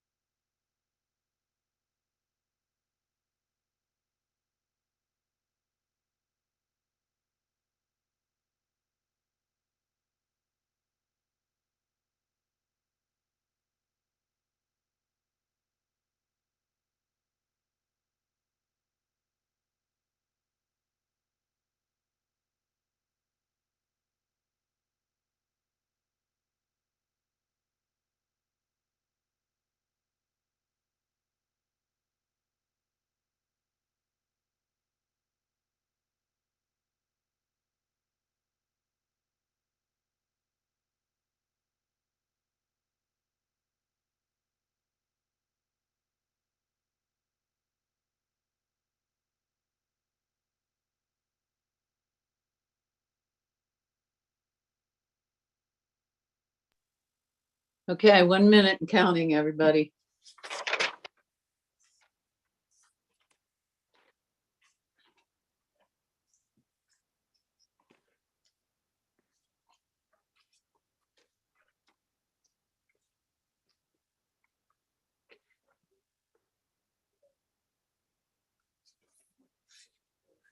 I'd like to call the February Operations and Customer and Safety Committee back to order again.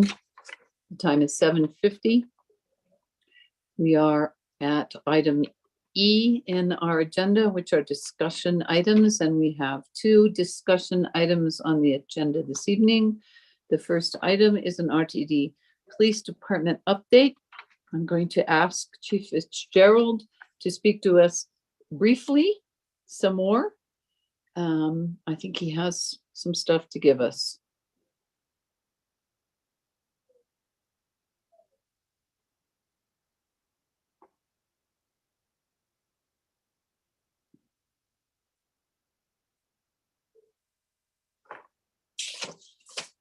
Okay, Chief, I see the nice picture. There's no sound. All right. You are able to see the picture though, correct? Now I can hear you, and All I can. right. I will be brief, I promise you. Thank you. Much of this has been spoken about already, so I won't belabor the point. This is an update insofar as what we've seen in the first 7 months or so in my time at the department. What we've spoken about earlier is the APTA peer review. Our APTA peer review detailed the need for change within not only the police department, but in the way we handle public safety matters in the RTD environment.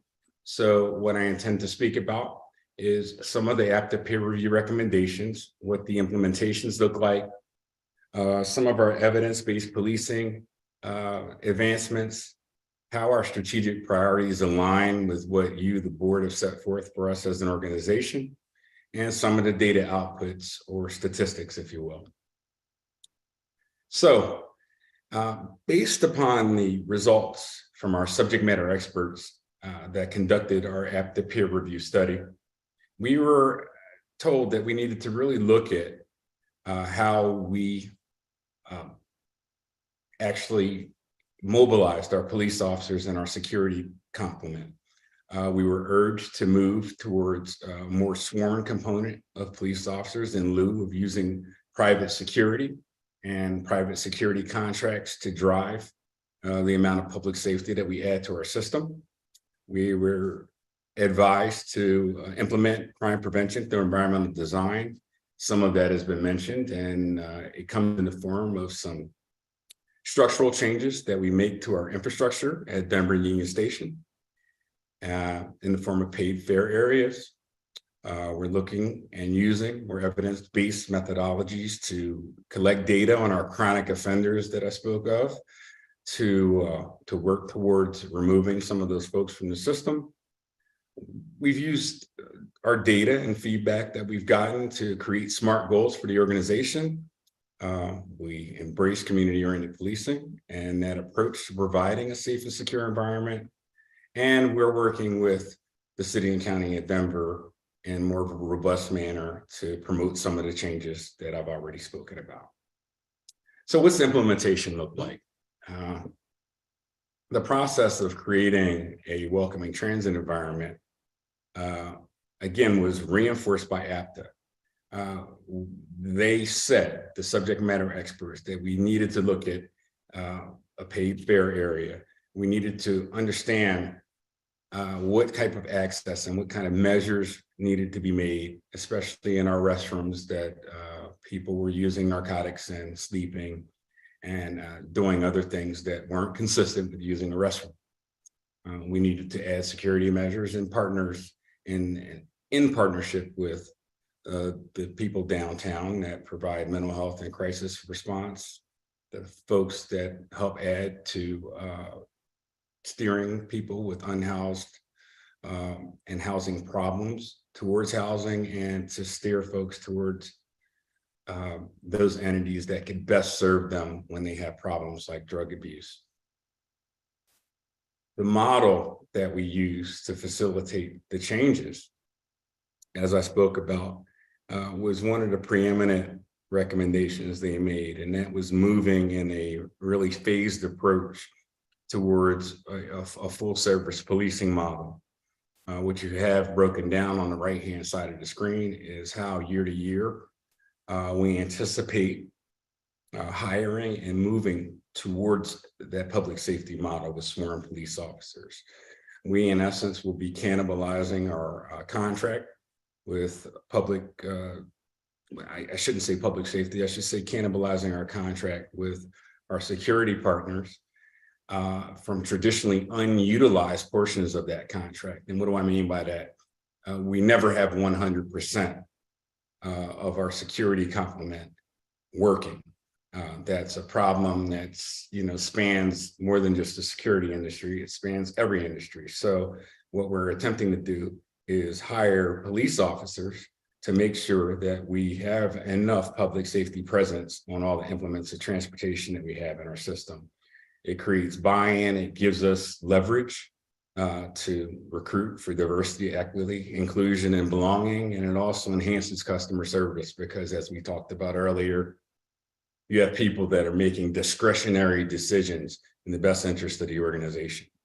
We leverage data to inform our decision-making, and we provided a more emphasis on emergency management. In the last few months, we hired a specialist in emergency management, which is part of my responsibility, to create an emergency operations plan, a COOT plan, which is continuity of operations, and to meet our Public Utilities Commission requirements. That comes in the form of engaging in tabletop exercises for muscle memory. What this agency will do when faced, and I say when faced, not if, but when faced with a situation that requires a comprehensive emergency management response. What are we doing in evidence-based policing? Well, part of that is utilizing 21st century policing. You heard me talk about earlier implicit bias training, de-escalation, and the other forms of trainings that we give to not only our police officers, but our security component. We have to do a better job with professional development of our own staff, because as we grow, we want people to make the best discretionary decisions possible. And with that, we have to train them and such. We've developed the partnerships downtown and in other areas to expand the way we do business and to expand the manner in which we've dealt with places like Denver and Union Station, and as we talked about, to expand it to other areas in the 5 different sections of the environment that we serve. Our community engagement has been robust. We have worked with social service agencies and will continue to do so. I don't recall who asked, but earlier we were asked if that's going to continue, and we're going to do it throughout the entire metro area. We are. I use this slide to just represent some of the feedback that we've gotten. Now, I can give you complaints, I can give you kudos. This is a kudo. This is someone who has seen some of the changes we've made in the areas of Wadsworth and Sheridan stations. And we've continuously gotten positive feedback about the way we've now started to deploy our resources and done so in an evidence-based manner. We've engaged people better. We've used feedback from the Transit Watch app, our crime data.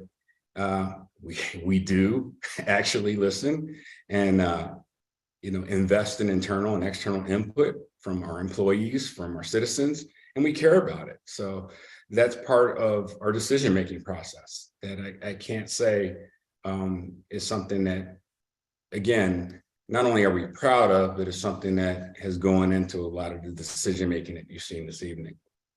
From a community viewpoint, outside of just the peer review recommendations, we've added cameras in certain areas you're all familiar with. CPTED, our crime prevention through environmental design, entails using other means to deter criminal activity. I've had conversations with 1 or 2 of you about better leveraging technology. So those are things that are not only being used, but those are things we are going to expand upon because we understand that our feet on the ground are one thing, but our eyes in the sky are another. So in that same regard, we've used our internal resources in our video investigations unit to create what we're calling a real-time crime center that's using our video investigators to take a look at hotspots and to keep an eye on, in addition to our dispatchers, areas where we've seen chronic offenses and pattern crimes. Again, outside of those recommendations that ACT has made, in the 5 sectors, we're using commanders to reach out to each of you, which you'll see is in each one of your areas. A commander will be responsible for a particular section, and they will be, as I say, responsible for their little slice of God's green earth and coming up with problem-solving plans, respective of the areas that they're servicing. This, in essence, rebrands us as a regional partner to other law enforcement agencies in the 40 cities and 8 counties. It highlights how we have an interest in doing more than just giving lip service to community-oriented policing. We're actually putting the time in and putting the effort in across the metro region. So we'll be inviting more people into the conversation. We will be having community events, and perhaps, you know, some of the events that we hope that we host or that you host, we can take part in and actually educate some of our community members about the things we're doing. We want to become a law enforcement employer of choice, and judging by the number of applications that we have for our transition, we're doing a pretty good job of announcing ourselves as a viable alternative to becoming a police officer in other jurisdictions. RTD is an employer of choice. We've created static posts in Union Station Civic Center, and we've got work to do. I admit that, but we've seen a difference. One of the things we've used in remote areas, and some of your sections may have seen this or you may have gotten feedback on it, is using what you see to your right. That's a theft from a motor vehicle report card. We have officers that actually walk through physically park and rides and adjacent garages to our stations and, you know, check vehicles to make sure that you're not becoming an easy target for theft or any other crimes. It lets our customers know that we're actually there, that we're doing physical inspections, and we're looking to really improve upon that by having the type of police force that can take these types of proactive actions to educate our customers, to be proactive, and so that you have an expectation that we're actually using real metrics to decide on what we're doing and how we do it. I spoke about our contractual savings because of the unfilled positions, but the 5 sectors that you see broken down before you don't really break it down pursuant to each one of your areas, but you could, you know, pencil yourselves in, so to speak, and see that each one of those areas, if you understand that, it'll correspond with the name of a commander who you'll be able to go to as your direct. I mean, obviously, you can still come to me or go to anyone else in the organization you like, but I expect these commanders to take what's going on in these particular areas personally and to give you the type of personal services necessary to change the way we're seen throughout the community and for all of our customers. So our body-worn camera program is legislated and should be in place in June. We're working diligently to get these contracts executed, and there'll be opportunities for, as we grow as an organization, for the professionals within our organization to become more professional, to promote the kind of efficiency that we need. We're going to have other needs. That means upgrading CAD and RMS software. CAD is computer-aided dispatch. RMS is records management. A question was asked, well, how do you keep tabs on the chronic offenders and who's been warned and who's been told they can't be in certain areas? Well, that is how, through a records management system, and that's what every police department uses. So in an I should say in an effort to better communicate with our law enforcement partners, we need to modernize these systems so we speak to each other. And most, if not all, of the other systems out there can be leverage so that we can speak to Denver and other metro areas about who the chronic offenders are and start identifying those folks and making sure that the right people are being prohibited from using our services or being arrested if need be. So again, we want a one-stop shop. We want you to know that training, policy, and other advancements are absolutely happening, and those trainings are an area that areas that are not only discretionary, but train our folks in how to de-escalate situations. Some of the outputs that we've seen since 2020, a 68% decrease overall when compared to 2022. That is more than substantial. That is noteworthy. That is commendable for the men and women that have been here. I can't take credit for that. I haven't been here since 2020, but I can tell you that we're moving in the right direction. And I spoke earlier about momentum. And what this slide tells you is momentum's moving in the right direction. We're making good decisions based upon actual metrics and actual feedback. And with those decisions, to keep moving in that direction, I think part of the reason why you heard the passion in my voice earlier is because in moving and generating the type of momentum that we're seeing, in order to keep moving in that same direction, we need your support. Just in Denver Union Station alone is a microcosm of what we see across the district. I won't say that every place is the same, but Denver Union Station is pretty much the easiest location for us to provide perspective to. So look at the numbers. Incidents in Denver Union Station since I've been hired, have gone drastically down. Now, this is not for a lack of trying, but what it also says is that we need, in order to make this effectual across the entire system, a comprehensive growth strategy. And that's what we're trying to do. We want to grow this organization consistent with the recommendations that we got from after peer review and keep our momentum moving in the direction that we can all be proud of and that we can all say and point to this system as improving every day and not seeing regressive patterns. Right now, we're not seeing that, and momentum's moving positively. Just our key projects and initiatives, I've already talked about most. I've ad nauseum tonight shared some of these things with you, but know this, I think the most important part of what you're seeing in this particular slide is knowing that for once, we have real goals and action items well beyond what you've even posed for the organization. We've got a litany of goals and action items that are SMART goals that have actual people responsible for them within the police department to execute and to ensure that the things that we're speaking about come to fruition across the district. So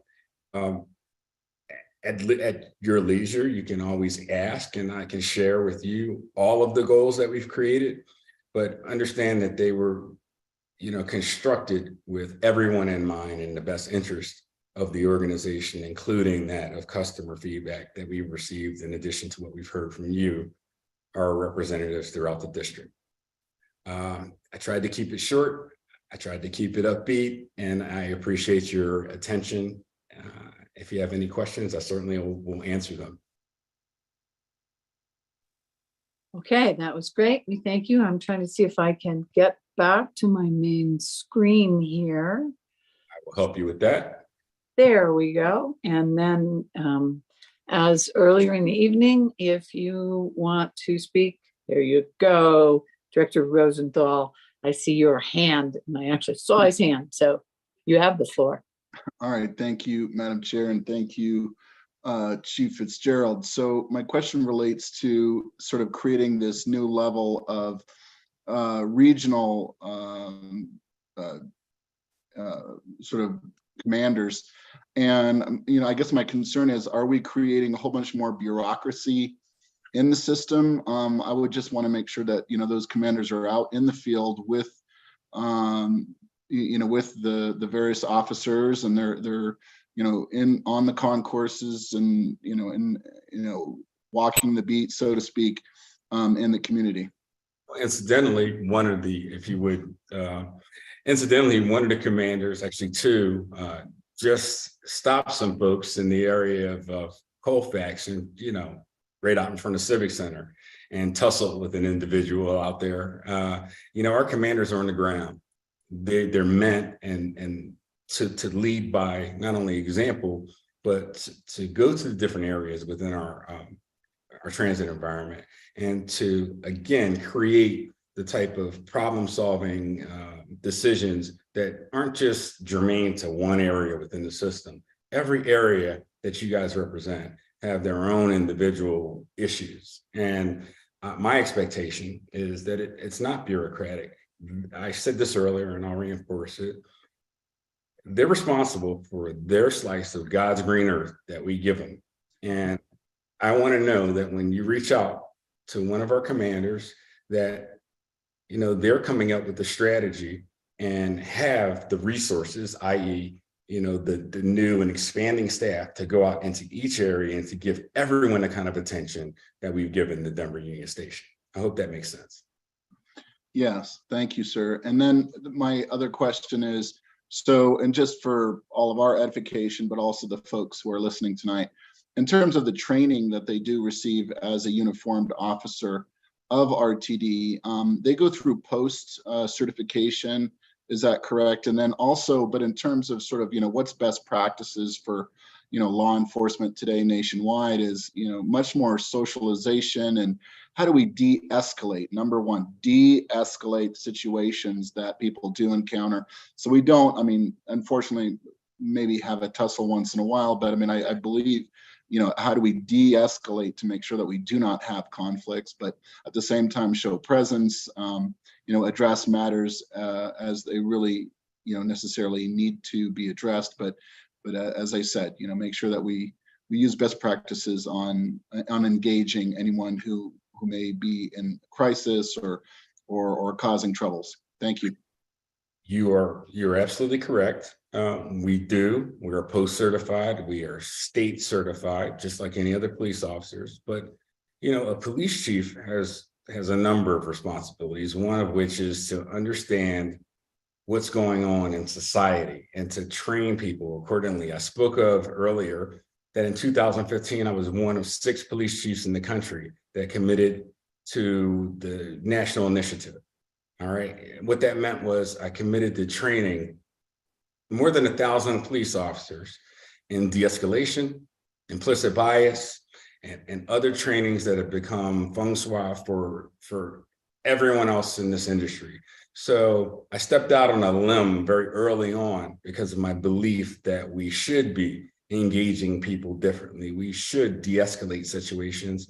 We're not perfect. It's not always going to be a situation you can de-escalate. Heck, I've had officers I've had to discipline for not de-escalating situations, thankfully not here. But what I will tell you is that, again, that is part of the training we give police officers and part of the expectation that I have in the way we behave. I said this earlier as well, and I'll repeat it, and I promise you I won't repeat many other things. You have to inspect what you expect. We do that. And we also train what we expect. So I hope that gives you some clarity about where we're going. Yes. Thank you both. Director Rusha. Thank you, Madam Chair. I have a question for Dr. Chief Fitzgerald. I don't know how else to phrase this, but you use the word tussle, so I'll follow your lead.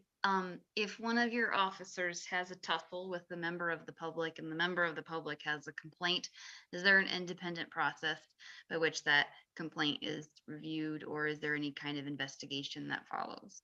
Oh, yes, absolutely. If a member of the public makes a complaint against police, we investigate each and every complaint that we have. I think Melanie is still on, Ms. Snyder, who can stand up the fact that I've actually toughened the disciplinary standards within the police department. So I'm not lip service. I tell people I'm officer, I mean what I say and I say what I mean.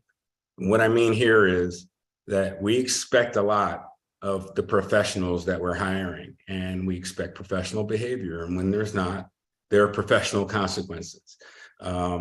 you can rest assured that our policy is tight and that, you know, we do have a means for people to make complaints. All complaints must be taken also.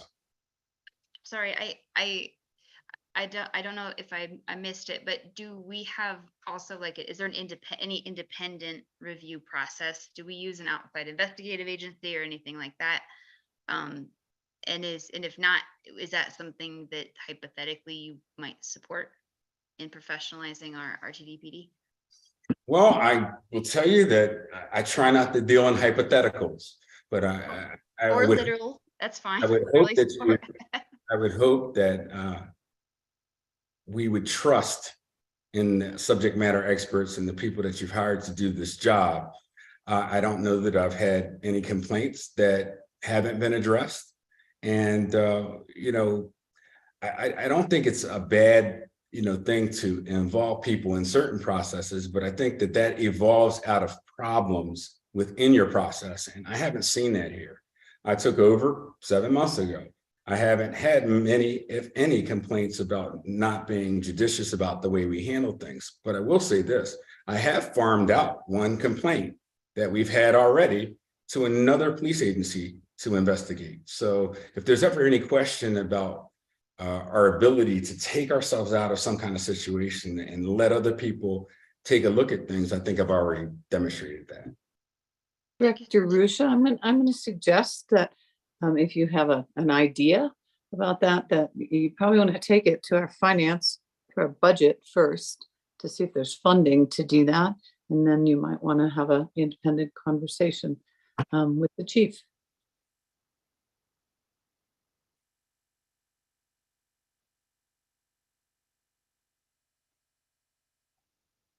Okay. Director Tisdale. Are you good for now, Director Rusha? Are you done? Yes, ma'am. Thank you, sir. Director Tisdale, I think you're up next. Thank you very much, Madam Chair. I have a two-part question for the chief. I know that we have spent a fair amount of time, energy, and resources in creating a response team that will include a member who is skilled in dealing with social services problems. And I know that one of the things that we have done, particularly as I am aware at Union Station, is dealing with people who are unhoused and offering to transport them to shelters.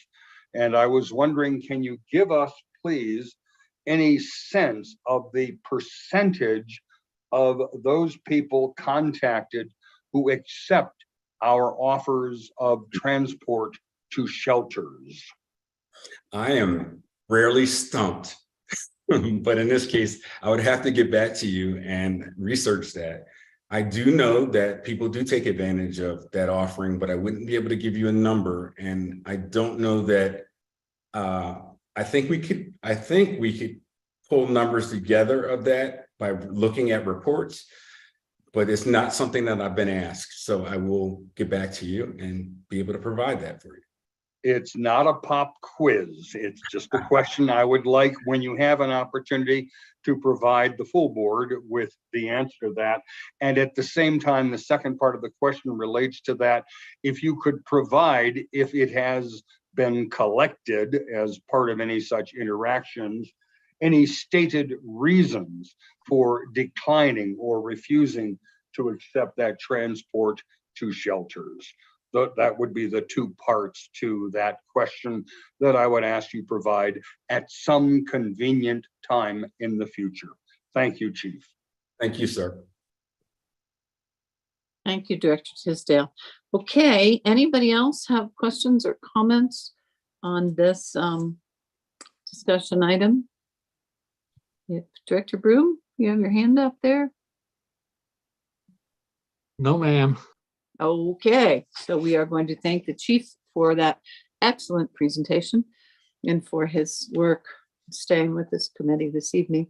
And the second item we have under discussion items are the May 2023 service change proposals. Mr. Ford, you still with us? Yes, I am, Madam Chair. It's on you. All right, thank you. Michael Ford, Chief Operating Officer, and I would like to provide you an update on the May 2023 service change proposal. As you know, staff brings to you 3 service change proposals over the course of a year's time for discussion and subsequent recommendations, which is in alignment with the collective bargaining agreement, the CBA, with ATU Local 1001 for frontline operator selection of work.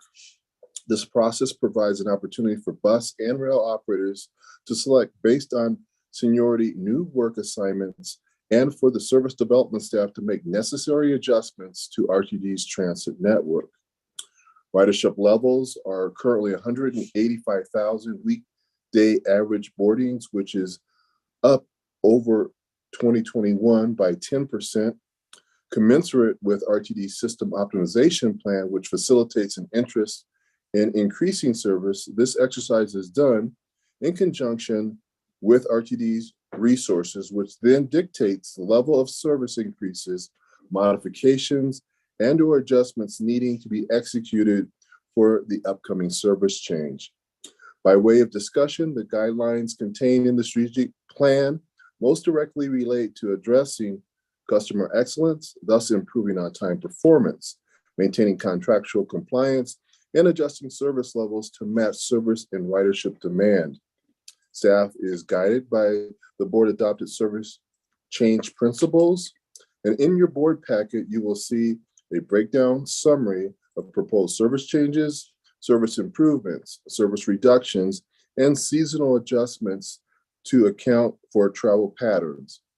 Also in your board packet is a complete breakdown of the proposed service changes and dates for public meeting and hearings. Virtual public hearings are scheduled for noon on February 20th, 2023, noon and at 5:30 on February 21st. And at this time, I'm happy to take questions, and I would invite Jesse Carter, RTD Senior Manager of Service Development, to join me. Mr. Carter, good evening. Do you have anything you want to add at this time? No, just a slight clarification. As far as the public hearings that we're going to have, they are going to be February 21st at noon and at 5:30, and then February 22nd at noon. So if you all are able to participate in those, we'd be happy to have you to also chime in your thoughts on the service change proposals. Those are virtual meetings, is that correct, Mr. Carter? That is correct. Okay, and you can find information on how to attend those on the RTD website. As usual. Okay, so I'm going to ask. Thank you, Madam Chair. Yes, absolutely, sir. Thank you for staying with us. Is there anybody here that has comments or questions on this? And if you put your hand up, you'll need to also put it up physically. Okay, I see nobody. There's some interesting things there. We thank you for your work always on that, Jesse. We appreciate the effort that you make to try and make our service relevant all the time. Are there any other matters to come before this committee? Okay, I'm not waiting for long. Hearing none, this next meeting will be Wednesday, March 8th. Director Guzman. Oh, Director Guzman, where are you? Hello. Yes, sir. Other matters? Thank you for the robust conversation. Thank you for taking on the matters that are here and that we have to deal with. And thank you for the work on the new scheduling information. I just want to point out that that's what we're here for, right? And these difficult policy decisions are stuff that we have to work on and they go through committee sometimes and they go to the board sometimes. Even though we may not be in agreement, I think it's really important to recognize that each other are doing this work. And, you know, I've got DUS in my district, so let me just be honest with you. I'm frustrated now that I am not on this committee. I'm relying on you to bring this back to the board, and I'll have my chance to speak over there a little bit more. But I am in DUS every day. And if you don't know what that is, it's Denver Union Station. I had to learn the acronym myself. With my backpack, a brown man walking through there, and I can be confused for any number of things. So I do know that we as a team have to thread this needle, and it's not comfortable, and these conversations aren't going to get any easier, but taking the moment to talk about this and hearing the input from everybody is important. And so I just want to thank you for chairing a very difficult conversation and for everybody's opinion on the matter. But there's more to do. So we got to roll up our sleeves and dig in on it, because we are the policy making board for this agency, and we cannot defer that to anybody else. It cannot go anywhere else. It's ours and ours alone. So thank you for the opportunity to speak, Madam Chair. Thank you, sir. I was in Union Station myself this morning, so I got it. Okay, anybody else? Last bite of the apple? Everybody wants to go home?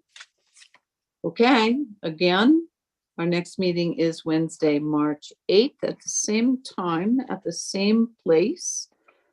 There's a slight deviation from our standard meeting cadence so that directors and staff can attend the APTA Legislative Conference the week of March 12th. But generically, you can find all this information if you go to rtd-denver.com. On that note, ladies and gentlemen, thank you all so much for bearing with us and for your input, and good evening. We are adjourned at, time is it? It is 8:26. Unless anybody wants to hang out. Bye.